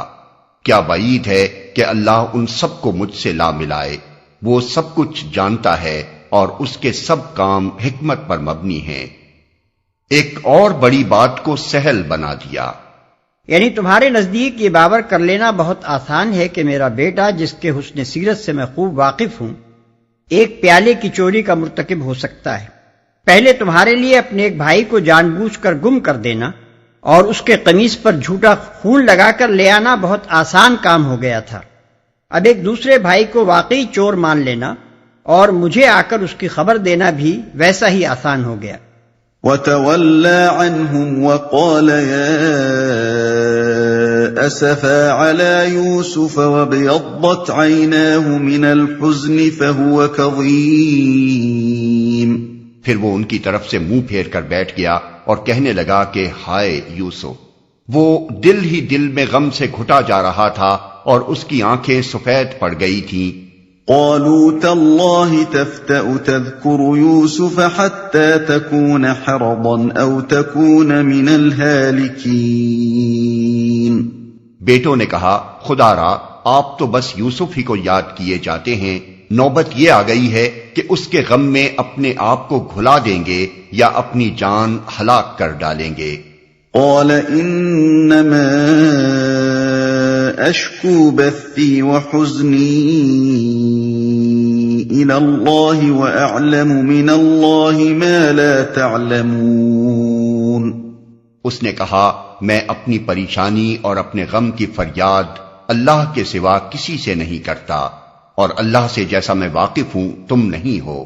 یا بنی اذهبوا فتحسسوا من یوسف واخیہ ولا تیأسوا من روح اللہ انه لا ییأس من روح اللہ الا القوم الكافرون۔ میرے بچوں جا کر یوسف اور اس کے بھائی کی کچھ ٹوہ لگاؤ، اللہ کی رحمت سے مایوس نہ ہو، اس کی رحمت سے تو بس کافر ہی مایوس ہوا کرتے ہیں۔ فلما دخلوا عليه قالوا يا أيها العزيز مسنا وأهلنا الضر وجئنا ببضاعة مزجاة فأوف لنا الكيل وتصدق علينا إن الله يجزي المتصدقين۔ جب یہ لوگ مصر جا کر یوسف کی پیشی میں داخل ہوئے تو انہوں نے عرض کیا کہ اے سردار با اقتدار، ہم اور ہمارے اہل و عیال سخت مصیبت میں مبتلا ہیں اور ہم کچھ حقیر سی پونجی لے کر آئے ہیں، آپ ہمیں بھرپور غلہ عنایت فرمائیں اور ہم کو خیرات دیں، اللہ خیرات کرنے والوں کو جزا دیتا ہے۔ آپ ہمیں بھرپور غلہ عنایت فرمائیں اور ہم کو خیرات دیں، یعنی ہماری اس گزارش پر جو کچھ آپ دیں گے وہ گویا آپ کا صدقہ ہوگا۔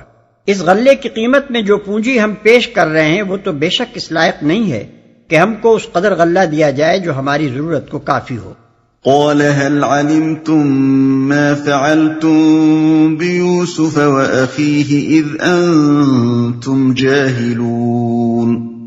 یہ سن کر یوسف سے نہ رہا گیا، اس نے کہا تمہیں کچھ یہ بھی معلوم ہے کہ تم نے یوسف اور اس کے بھائی کے ساتھ کیا کیا تھا جبکہ تم نادان تھے؟ قالوا أئنك لأنت يوسف قال أنا يوسف وهذا أخي قد من الله علينا إنه من يتق ويصبر فإن الله لا يضيع أجر المحسنين۔ وہ چونک کر بولے ہاں کیا تم یوسف ہو؟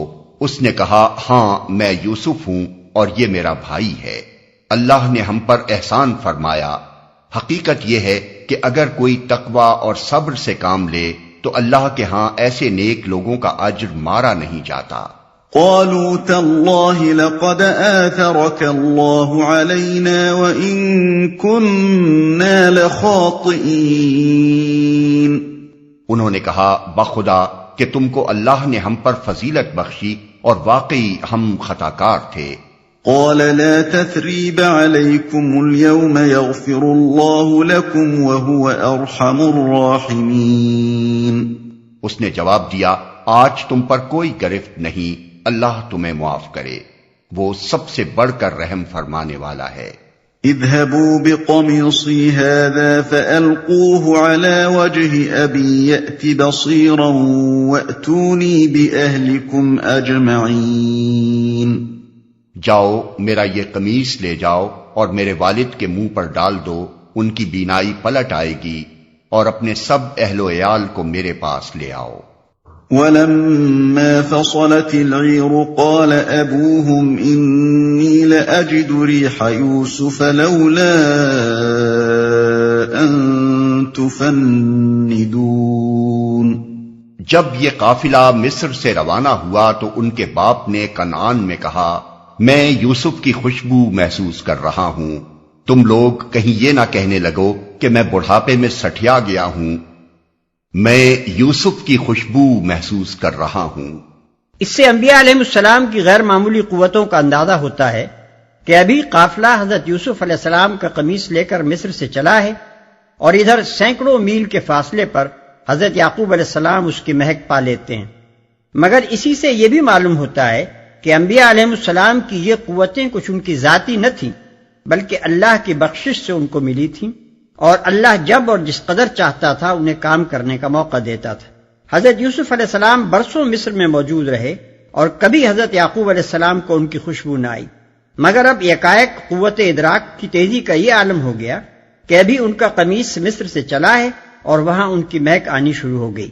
یہاں یہ ذکر بھی دلچسپی سے خالی نہ ہوگا کہ ایک طرف قرآن حضرت یعقوب علیہ السلام کو اس پیغمبرانہ شان کے ساتھ پیش کر رہا ہے، اور دوسری طرف بنی اسرائیل ان کو ایسے رنگ میں دکھاتے ہیں جیسا عرب کا ہر معمولی بدو ہو سکتا ہے۔ بائبل کا بیان ہے کہ جب بیٹوں نے آ کر خبر دی کہ یوسف علیہ السلام اب تک جیتا ہے اور وہی سارے ملک مصر کا حاکم ہے، تو یعقوب علیہ السلام کا دل دھک سے رہ گیا، کیونکہ اس نے ان کا یقین نہ کیا۔ اور جب ان کے باپ یعقوب نے وہ گاڑیاں دیکھ لیں جو یوسف علیہ السلام نے ان کو لانے کے لیے بھیجی تھیں، تب اس کی جان میں جان آئی۔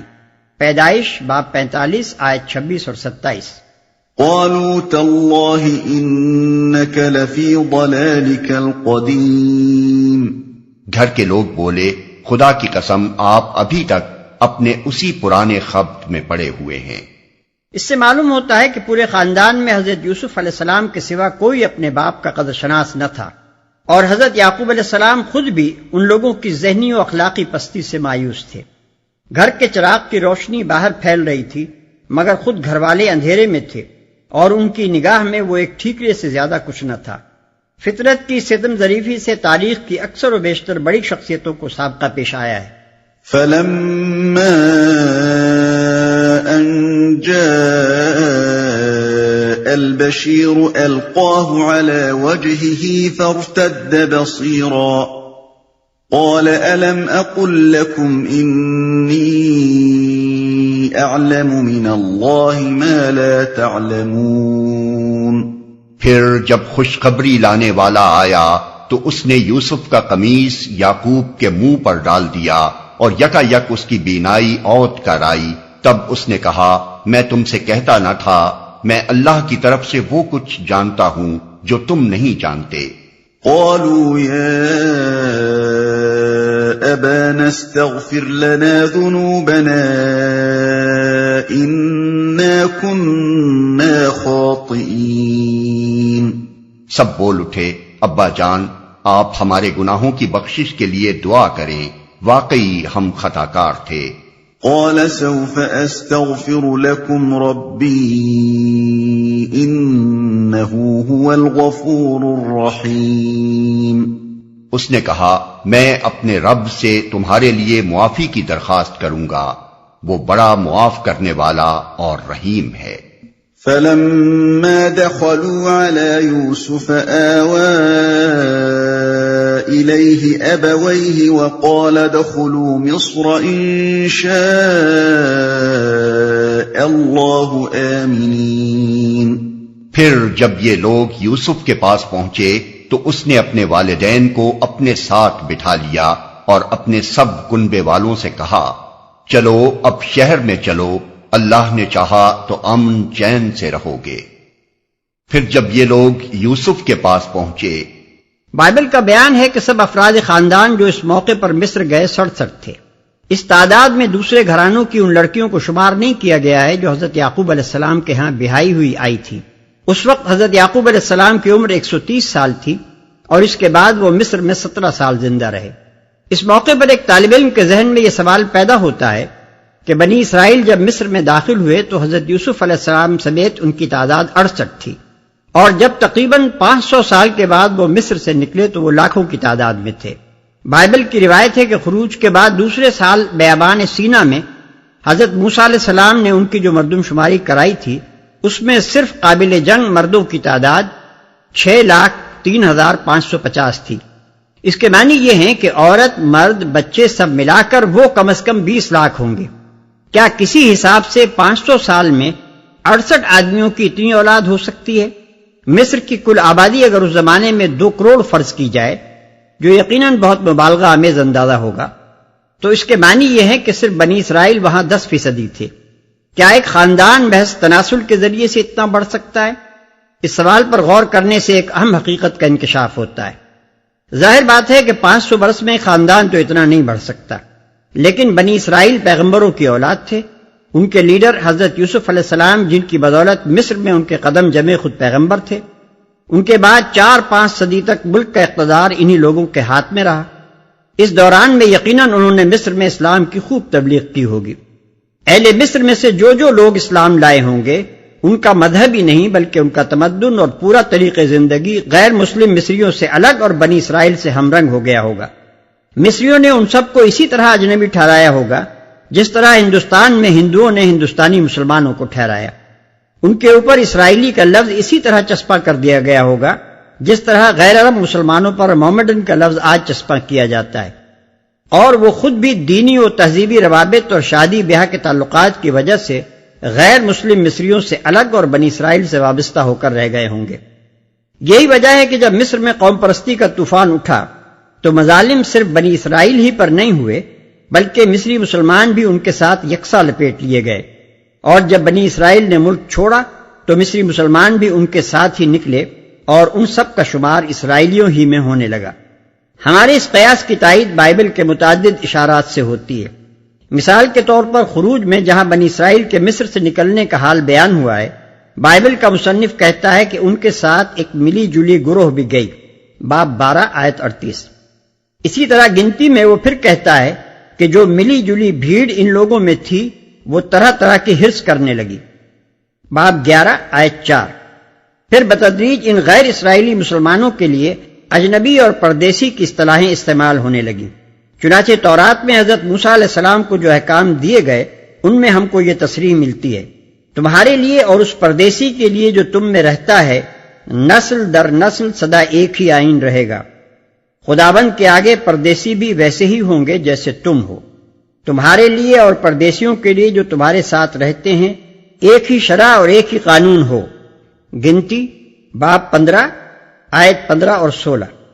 جو شخص بے باک ہو کر گناہ کرے، خواہ وہ دیسی ہو یا پردیسی، وہ خداوند کی اہانت کرتا ہے، وہ شخص اپنے لوگوں میں سے کاٹ ڈالا جائے گا۔ گنتی باب 15 آیت 30۔ خواہ بھائی بھائی کا معاملہ ہو یا پردیسی کا، تم ان کا فیصلہ انصاف کے ساتھ کرنا۔ استثناء باب 1 آیت 16۔ اب یہ تحقیق کرنا مشکل ہے کہ کتاب الہی میں غیر اسرائیلیوں کے لیے وہ اصل لفظ کیا استعمال کیا گیا تھا جسے مترجموں نے پردیسی بنا کر رکھ دیا۔ اس نے اپنے والدین کو اپنے ساتھ بٹھا لیا۔ تلمود میں لکھا ہے کہ جب حضرت یعقوب علیہ السلام کی آمد کی خبر دارالسلطنت میں پہنچی تو حضرت یوسف علیہ السلام سلطنت کے بڑے بڑے امراء اور اہل مناصب اور فوج فرا کو لے کر ان کے استقبال کے لیے نکلے اور پورے تسک و احتشام کے ساتھ ان کو شہر میں لائے۔ وہ دن وہاں جشن کا دن تھا۔ عورت، مرد، بچے سب اس جلوس کو دیکھنے کے لیے اکٹھے ہو گئے تھے اور سارے ملک میں خوشی کی لہر دوڑ گئی تھی۔ وَرَفَعَ أَبَوَيْهِ عَلَى الْعَرْشِ وَخَرُّوا لَهُ سُجَّدًا وَقَالَ يَا أَبَتِ هَذَا تَأْوِيلُ رُؤْيَايَ مِن قَبْلُ قَدْ جَعَلَهَا رَبِّي حَقًّا وَقَدْ أَحْسَنَ بِي إِذْ أَخْرَجَنِي مِنَ السِّجْنِ وَجَاءَ بِكُم مِّنَ الْبَدْوِ مِن بَعْدِ أَن نَّزَغَ الشَّيْطَانُ بَيْنِي وَبَيْنَ إِخْوَتِي إِنَّ رَبِّي لَطِيفٌ لِّمَا يَشَاءُ إِنَّهُ هُوَ الْعَلِيمُ الْحَكِيمُ۔ شہر میں داخل ہونے کے بعد اس نے اپنے والدین کو اٹھا کر اپنے پاس تخت پر بٹھایا اور سب اس کے آگے بے اختیار سجدے میں جھک گئے۔ یوسف نے کہا، ابا جان، یہ تعبیر ہے میرے اس خواب کی جو میں نے دیکھا تھا۔ میرے رب نے اسے حقیقت بنا دیا۔ اس کا احسان ہے کہ اس نے مجھے قید خانے سے نکالا اور آپ لوگوں کو صحرا سے لا کر مجھ سے ملایا، حالانکہ شیطان میرے اور میرے بھائیوں کے درمیان فساد ڈال چکا تھا۔ واقعہ یہ ہے کہ میرا رب غیر محسوس تدبیروں سے اپنی مشیت پوری کرتا ہے، بے شک وہ علیم اور حکیم ہے۔ اس کے آگے بے اختیار سجدے میں جھک گئے۔ اس لفظ سجدہ سے بکثرت لوگوں کو غلط فہمی ہوئی ہے، حتیٰ کہ ایک گروہ نے تو اسی سے استدلال کر کے بادشاہوں اور پیروں کے لیے سجدہ تحیہ اور سجدہ تعظیمی کا جواز نکال لیا۔ دوسرے لوگوں کو اس قباض سے بچنے کے لیے اس کی یہ توجیہ کرنی پڑی کہ اگلی شریعتوں میں صرف سجدہ عبادت غیر اللہ کے لیے حرام تھا، باقی رہا وہ سجدہ جو عبادت کے جذبے سے خالی ہو تو وہ خدا کے سوا دوسروں کو بھی کیا جا سکتا تھا۔ البتہ شریعت محمدی صلی اللہ علیہ وسلم میں ہر قسم کا سجدہ غیر اللہ کے لیے حرام کر دیا گیا، لیکن ساری غلط فہمیاں دراصل اس وجہ سے پیدا ہوئی ہیں کہ لفظ سجدہ کو موجودہ اسلامی اصطلاح کا ہم معنی سمجھ لیا گیا، یعنی ہاتھ، گھٹنے اور پیشانی زمین پر ٹکانا، حالانکہ سجدہ کے اصل معنی محض جھکنے کے ہیں، اور یہاں یہ لفظ اسی مفہوم میں استعمال ہوا ہے۔ قدیم تہذیب میں یہ عام طریقہ تھا، اور آج بھی بعض ملکوں میں اس کا رواج ہے کہ کسی کا شکریہ ادا کرنے کے لیے یا کسی کا استقبال کرنے کے لیے یا محض سلام کرنے کے لیے سینے پر ہاتھ رکھ کر کسی حد تک آگے کی طرف جھکتے تھے۔ اسی جھکاؤ کے لیے عربی میں سجود اور انگریزی میں باؤ کے الفاظ استعمال کیے جاتے ہیں۔ بائبل میں اس کی بکثرت مثالیں ہم کو ملتی ہیں کہ قدیم زمانے میں یہ طریقہ آداب تہذیب میں شامل تھا۔ چنانچہ حضرت ابراہیم کے متعلق ایک جگہ لکھا ہے کہ انہوں نے اپنے خیمے کی طرف 3 آدمیوں کو آتے دیکھا تو وہ ان کے استقبال کے لیے دوڑے اور زمین تک جھکے۔ عربی بائبل میں اس موقع پر جو الفاظ استعمال کیے گئے ہیں وہ یہ ہیں: فلما نظر رکض لاستقبالهم من باب الخیمة وسجدا الى الارض، تکوین باب 18 آیت 3۔ پھر جس موقع پر یہ ذکر آتا ہے کہ بنی ہت نے حضرت سارہ کے دفن کے لیے قبر کی زمین مفت دی، وہاں اردو بائبل کے الفاظ یہ ہیں: ابراہیم نے اٹھ کر اور بنی ہت کے آگے جو اس ملک کے لوگ ہیں آداب بجا لا کر ان سے یوں گفتگو کی، اور جب ان لوگوں نے قبر کی زمین ہی نہیں بلکہ ایک پورا کھیت اور ایک غار نظر میں پیش کر دیا، تب ابراہیم اس ملک کے لوگوں کے سامنے جھکا۔ مگر عربی ترجمے میں ان دونوں مواقع پر آداب بجا لانے اور جھکنے کے لیے سجدہ کرنے ہی کے الفاظ استعمال ہوئے ہیں۔ مثلا فقام ابراہیم وسجد لشعب الارض لبنی ہت، تکوین باب 23 آیت 7، اور فسجد ابراہیم امام شعب الارض، باب 23 آیت 12۔ انگریزی بائبل میں ان مواقع پر جو الفاظ آئے ہیں وہ یہ ہیں: bowed himself toward the ground, bowed himself to the people of the land and Abraham bowed۔ اس مضمون کی مثالیں بڑی کثرت سے بائبل میں ملتی ہیں، اور ان سے صاف معلوم ہو جاتا ہے کہ سجدے کا مفہوم وہ ہے ہی نہیں جو اب اسلامی اصطلاح کے لفظ سجدے سے سمجھا جاتا ہے۔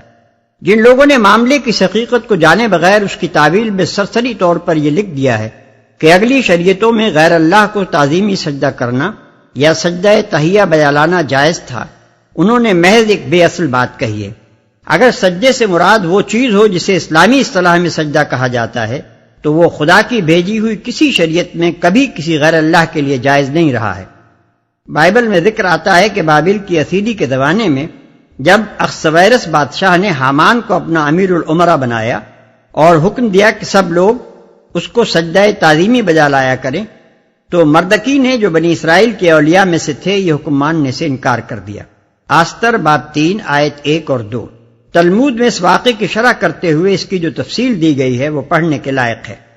بادشاہ کے ملازموں نے کہا، آخر تو کیوں حامان کو سجدہ کرنے سے انکار کرتا ہے؟ ہم بھی آدمی ہیں مگر شاہی حکم کی تعمیل کرتے ہیں۔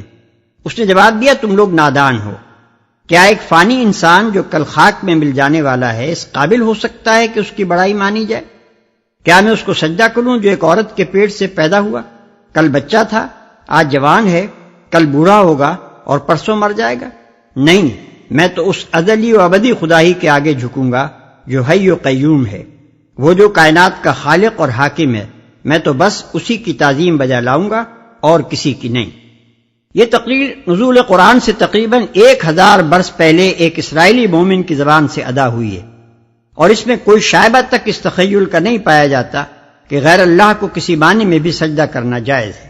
رب قد آتيتني من الملك وعلمتني من تأويل الأحاديث فاطر السماوات والأرض أنت وليي في الدنيا والآخرة توفني مسلما وألحقني بالصالحين۔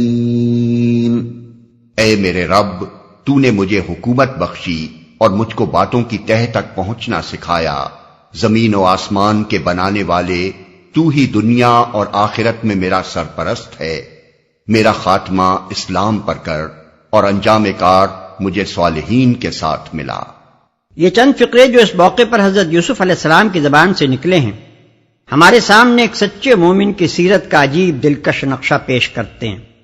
صحرائی گلابانوں کے خاندان کا ایک فرد جس کو خود اس کے بھائیوں نے حسد کے مارے ہلاک کر دینا چاہا تھا، زندگی کے نشیب و فراز دیکھتا ہوا بالآخر دنیاوی عروج کے انتہائی مقام پر پہنچ گیا ہے۔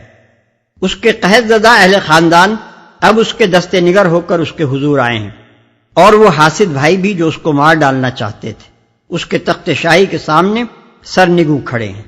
یہ موقع دنیا کے عام دستور کے مطابق فخر جتانے، ڈینگے مارنے، گلے اور شکوے کرنے اور تان و ملامت کے تیر برسانے کا تھا، مگر ایک سچا خدا پرست انسان اس موقع پر کچھ دوسرے ہی اخلاق ظاہر کرتا ہے۔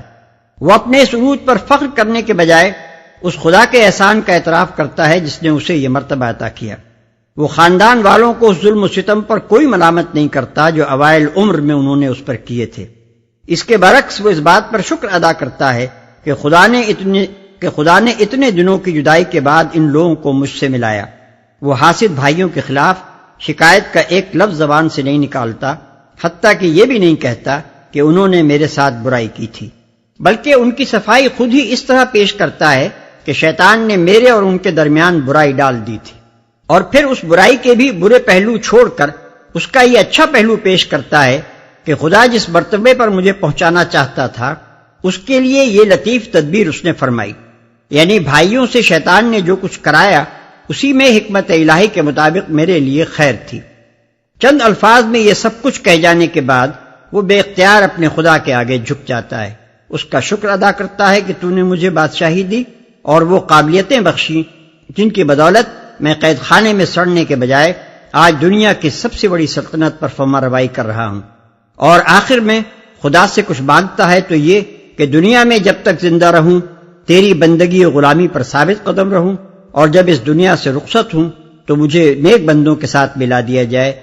کس قدر بلند اور کتنا پاکیزہ ہے یہ نمونہ سیرت۔ حضرت یوسف علیہ السلام کی اس قیمتی تقریر نے بھی بائبل اور تلمود میں کوئی جگہ نہیں پائی ہے۔ حیرت ہے کہ یہ کتابیں قصوں کی غیر ضروری تفصیلات سے تو بھری پڑی ہیں، مگر جو چیزیں کوئی اخلاقی قدر و قیمت رکھتی ہیں اور جن سے انبیاء علیہ السلام کی اصلی تعلیم اور ان کے حقیقی مشن اور ان کی سیرتوں کے سبق آموز پہلوؤں پر روشنی پڑتی ہے، ان سے ان کتابوں کا دامن خالی ہے۔ یہاں یہ قصہ ختم ہو رہا ہے، اس لیے پھر اس حقیقت پر متنبہ کر دینا ضروری ہے کہ قصہ یوسف علیہ السلام کے متعلق قرآن کی یہ روایت اپنی جگہ ایک مستقل روایت ہے، بائبل یا تلمود کا چربہ نہیں ہے۔ تینوں کتابوں کا متقابل مطالعہ کرنے سے یہ بات واضح ہو جاتی ہے کہ قصے کے متعدد اہم اجزاء میں قرآن کی روایت ان دونوں سے مختلف ہے۔ بعض چیزیں قرآن ان سے زائد بیان کرتا ہے اور بعض ان سے کم، اور بعض میں ان کی تردید کرتا ہے، لہذا کسی کے لیے یہ کہنے کی گنجائش نہیں ہے کہ محمد صلی اللہ علیہ وسلم نے جو قصہ سنایا وہ بنی اسرائیل سے سن لیا ہوگا۔ ذلك من أنباء الغيب نوحيه إليك وما كنت لديهم إذ أجمعوا أمرهم وهم يمكرون وما أكثر الناس ولو حرصت بمؤمنين۔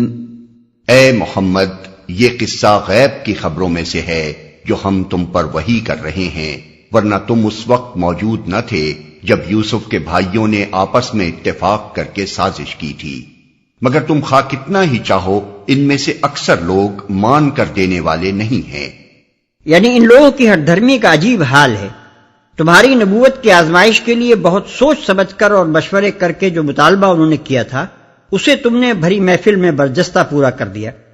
اب شاید تم متوقع ہوگے کہ اس کے بعد تو انہیں یہ تسلیم کر لینے میں کوئی تعامل نہ رہے گا کہ تم یہ قرآن خود تصنیف نہیں کرتے ہو بلکہ واقعی تم پر وحی آتی ہے۔ مگر یقین جانو کہ یہ اب بھی نہ مانیں گے اور اپنے انکار پر جبے رہنے کے لیے کوئی دوسرا بہانہ ڈھونڈ نکالیں گے، کیونکہ ان کے نہ ماننے کی اصل وجہ یہ نہیں ہے کہ تمہاری صداقت کا اطمینان حاصل کرنے کے لیے یہ کھلے دل سے کوئی معقول دلیل چاہتے تھے اور وہ ابھی تک انہیں نہیں ملی، بلکہ اس کی وجہ صرف یہ ہے کہ تمہاری بات یہ ماننا چاہتے نہیں ہیں، اس لیے ان کو تلاش دراصل ماننے کے لیے کسی دلیل کی نہیں بلکہ نہ ماننے کے لیے کسی بہانے کی ہے۔ اس کلام سے مقصود نبی صلی اللہ علیہ وسلم کی کسی غلط فہمی کو رفع کرنا نہیں ہے، اگرچہ بظاہر خطاب آپ ہی سے ہے، لیکن اس کا اصل مقصد مخاطب گروہ کو جس کے مجمع میں یہ تقریر کی جا رہی تھی ایک نہایت لطیف و بلیغ طریقے سے اس کی ہٹ درمی پر متنبع کرنا ہے۔ انہوں نے اپنی محفل میں آپ کو امتحان کے لیے بلایا تھا اور اچانک یہ مطالبہ کیا تھا کہ اگر تم نبی ہو تو بتاؤ بنی اسرائیل کے مصر جانے کا قصہ کیا ہے۔ اس کے جواب میں ان کو وہیں اور اسی وقت پورا قصہ سنا دیا گیا اور آخر میں یہ مختصر سا فقرہ کہہ کر آئینہ بھی ان کے سامنے رکھ دیا گیا کہ ہٹ دھرمو، اس میں اپنی صورت دیکھ لو، تم کس منہ سے امتحان لینے بیٹھے تھے۔ معقول انسان اگر امتحان لیتے ہیں تو اس لیے لیتے ہیں کہ اگر حق ثابت ہو جائے تو اسے مان لیں، مگر تم وہ لوگ ہو جو اپنا منہ مانگا ثبوت مل جانے پر بھی مان کر نہیں دیتے۔ وما تسألهم عليه من أجر إن هو إلا ذكر للعالمين۔ حالانکہ تم اس خدمت پر ان سے کوئی اجرت بھی نہیں مانگتے ہو، یہ تو ایک نصیحت ہے جو دنیا والوں کے لیے عام ہے۔ اوپر کی تنبیہ کے بعد یہ دوسری لطیف تر تنبیہ ہے جس میں ملامت کا پہلو کم اور فہمائش کا پہلو زیادہ ہے۔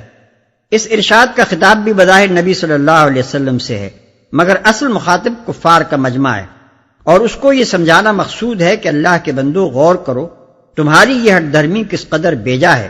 اگر پیغمبر نے اپنے کسی ذاتی مفاد کے لیے دعوت و تبلیغ کا یہ کام جاری کیا ہوتا یا اس نے اپنی ذات کے لیے کچھ بھی چاہا ہوتا تو بے شک تمہارے لیے یہ کہنے کا موقع تھا کہ ہم اس مطلبی آدمی کی بات کیوں مانیں، مگر تم دیکھ رہے ہو کہ یہ شخص بے غرض ہے، تمہاری اور دنیا بھر کی بھلائی کے لیے نصیحت کر رہا ہے اور اس میں اس کا اپنا کوئی مفاد پوشیدہ نہیں ہے۔ پھر اس کا مقابلہ اس ہٹ دھرمی سے کرنے میں آخر کیا معقولیت ہے؟ جو انسان سب کے بھلے کے لیے ایک بات بے غرضی کے ساتھ پیش کرے، اس سے کسی کو خامخواہ ضد کیوں ہو؟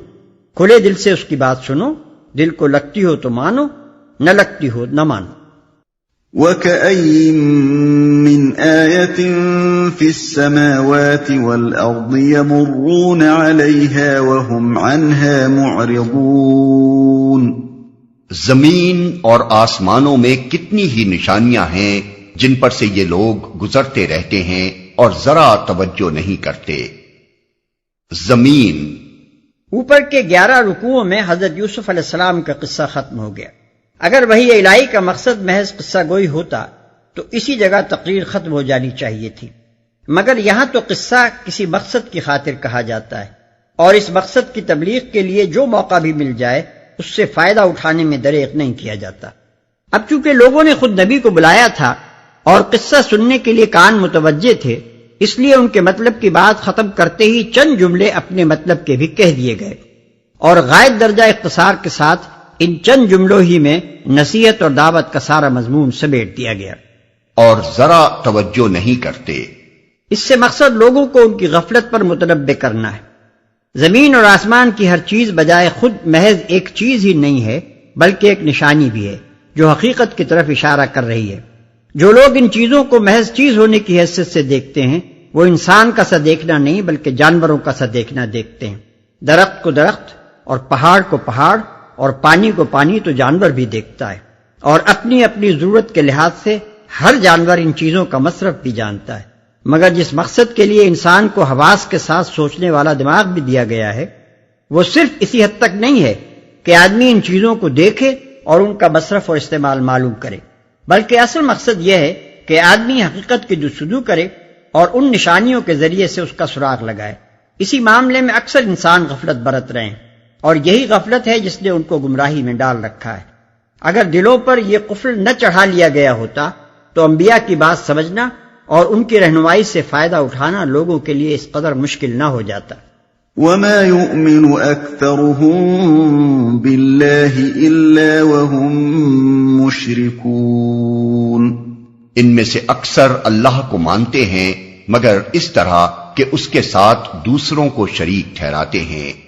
یہ فطری نتیجہ ہے اس غفلت کا جس کی طرف اوپر کے فقرے میں اشارہ کیا گیا ہے۔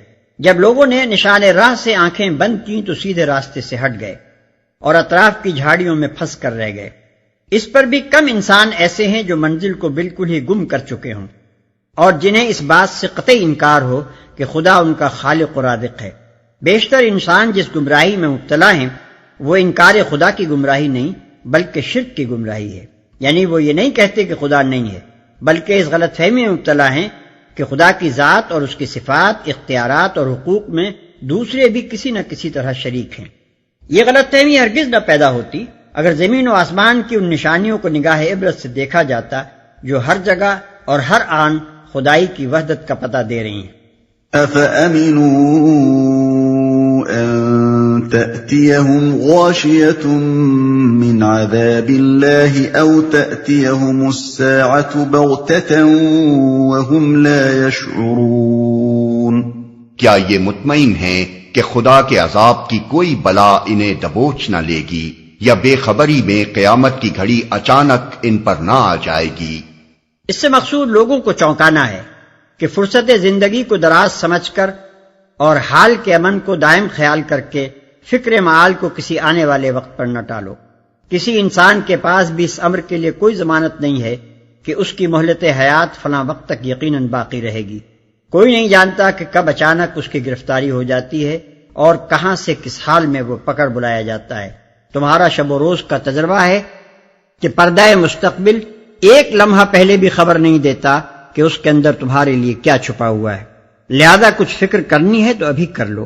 زندگی کی جس راہ پر چلے جا رہے ہو اس میں آگے بڑھنے سے پہلے ذرا ٹھہر کر سوچ لو کہ کیا یہ راستہ ٹھیک ہے، اس کے درست ہونے کے لیے کوئی واقعی حجت موجود ہے، اس کے راہ راست ہونے کی کوئی دلیل آثار کائنات سے مل رہی ہے، اس پر چلنے کے جو نتائج تمہارے ابنائے نو پہلے دیکھ چکے ہیں اور جو نتائج اب تمہارے تمدن میں رونما ہو رہے ہیں وہ یہی تصدیق کرتے ہیں کہ تم ٹھیک جا رہے ہو۔ قُلْ هَٰذِهِ سَبِيلِي أَدْعُو إِلَى اللَّهِ عَلَىٰ بَصِيرَةٍ أَنَا وَمَنِ اتَّبَعَنِي وَسُبْحَانَ اللَّهِ وَمَا أَنَا مِنَ الْمُشْرِكِينَ۔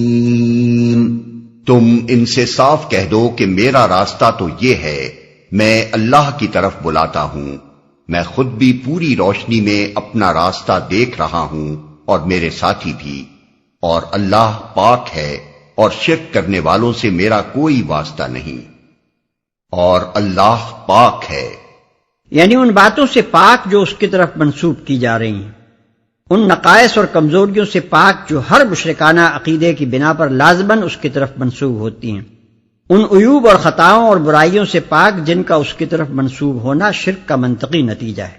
وَمَا أَرْسَلْنَا مِن قَبْلِكَ إِلَّا رِجَالًا نُوحِي إِلَيْهِم مِّنْ أَهْلِ الْقُرَىٰ أَفَلَمْ يَسِيرُوا فِي الْأَرْضِ فَيَنظُرُوا كَيْفَ كَانَ عَاقِبَةُ الَّذِينَ مِن قَبْلِهِمْ وَلَدَارُ الْآخِرَةِ خَيْرٌ لِّلَّذِينَ اتَّقَوْا أَفَلَا تَعْقِلُونَ۔ اے محمد، تم سے پہلے ہم نے جو پیغمبر بھیجے تھے وہ سب بھی انسان ہی تھے اور انہی بستیوں کے رہنے والوں میں سے تھے اور انہی کی طرف ہم وہی بھیجتے رہے ہیں۔ پھر کیا یہ لوگ زمین میں چلے پھرے نہیں ہیں کہ ان قوموں کا انجام انہیں نظر نہ آیا جو ان سے پہلے گزر چکی ہیں؟ یقیناً آخرت کا گھر ان لوگوں کے لیے اور زیادہ بہتر ہے جنہوں نے پیغمبروں کی بات مان کر تقوی کی روش اختیار کی۔ کیا اب بھی تم لوگ نہ سمجھو گے؟ یہاں ایک بہت بڑے مضمون کو 2-3 جملوں میں سمیٹ دیا گیا ہے۔ اس کو اگر کسی تفصیلی عبارت میں بیان کیا جائے تو یوں کہا جا سکتا ہے، یہ لوگ تمہاری بات کی طرف اس لیے توجہ نہیں کرتے کہ جو شخص کل ان کے شہر میں پیدا ہوا اور انہی کے درمیان بچے سے جوان اور جوان سے بوڑھا ہوا، اس کے متعلق یہ کیسے مان لیں کہ یکایک ایک روز خدا نے اسے اپنا سفیر مقرر کر دیا؟ لیکن یہ کوئی انوکھی بات نہیں ہے جس سے آج دنیا میں پہلی مرتبہ انہی کو سابقہ پیش آیا ہو۔ اس سے پہلے بھی خدا اپنے نبی بھیج چکا ہے اور وہ سب بھی انسان ہی تھے۔ پھر یہ بھی کبھی نہیں ہوا کہ اچانک ایک اجنبی شخص کسی شہر میں نمودار ہو گیا ہو اور اس نے کہا ہو کہ میں پیغمبر بنا کر بھیجا گیا ہوں، بلکہ جو لوگ بھی انسانوں کی اصلاح کے لیے اٹھائے گئے وہ سب ان کی اپنی ہی بستیوں کے رہنے والے تھے۔ مسیح، موسیٰ، ابراہیم، نوح علیہ السلام آخر کون تھے؟ اب تم خود ہی دیکھ لو کہ جن قوموں نے ان لوگوں کی دعوت اصلاح کو قبول نہ کیا اور اپنے بے بنیاد تخیلات اور بے لگام خواہشات کے پیچھے چلتی رہیں، ان کا انجام کیا ہوا؟ تم خود اپنے تجارتی سفروں میں عاد، سمود، مدین اور قوم لوط وغیرہ کے تباہ شدہ علاقوں سے گزرتے رہے ہو، کیا وہاں کوئی سبق تمہیں نہیں ملا؟ یہ انجام جو انہوں نے دنیا میں دیکھا یہی تو خبر دے رہا ہے کہ عاقبت میں وہ اس سے بدتر انجام دیکھیں گے، اور یہ کہ جن لوگوں نے دنیا میں اپنی اصلاح کر لی وہ صرف دنیا ہی میں اچھے نہ رہے، آخرت میں ان کا انجام اس سے بھی زیادہ بہتر ہوگا۔ حتى إذا استيأس الرسل وظنوا أنهم قد كذبوا جاءهم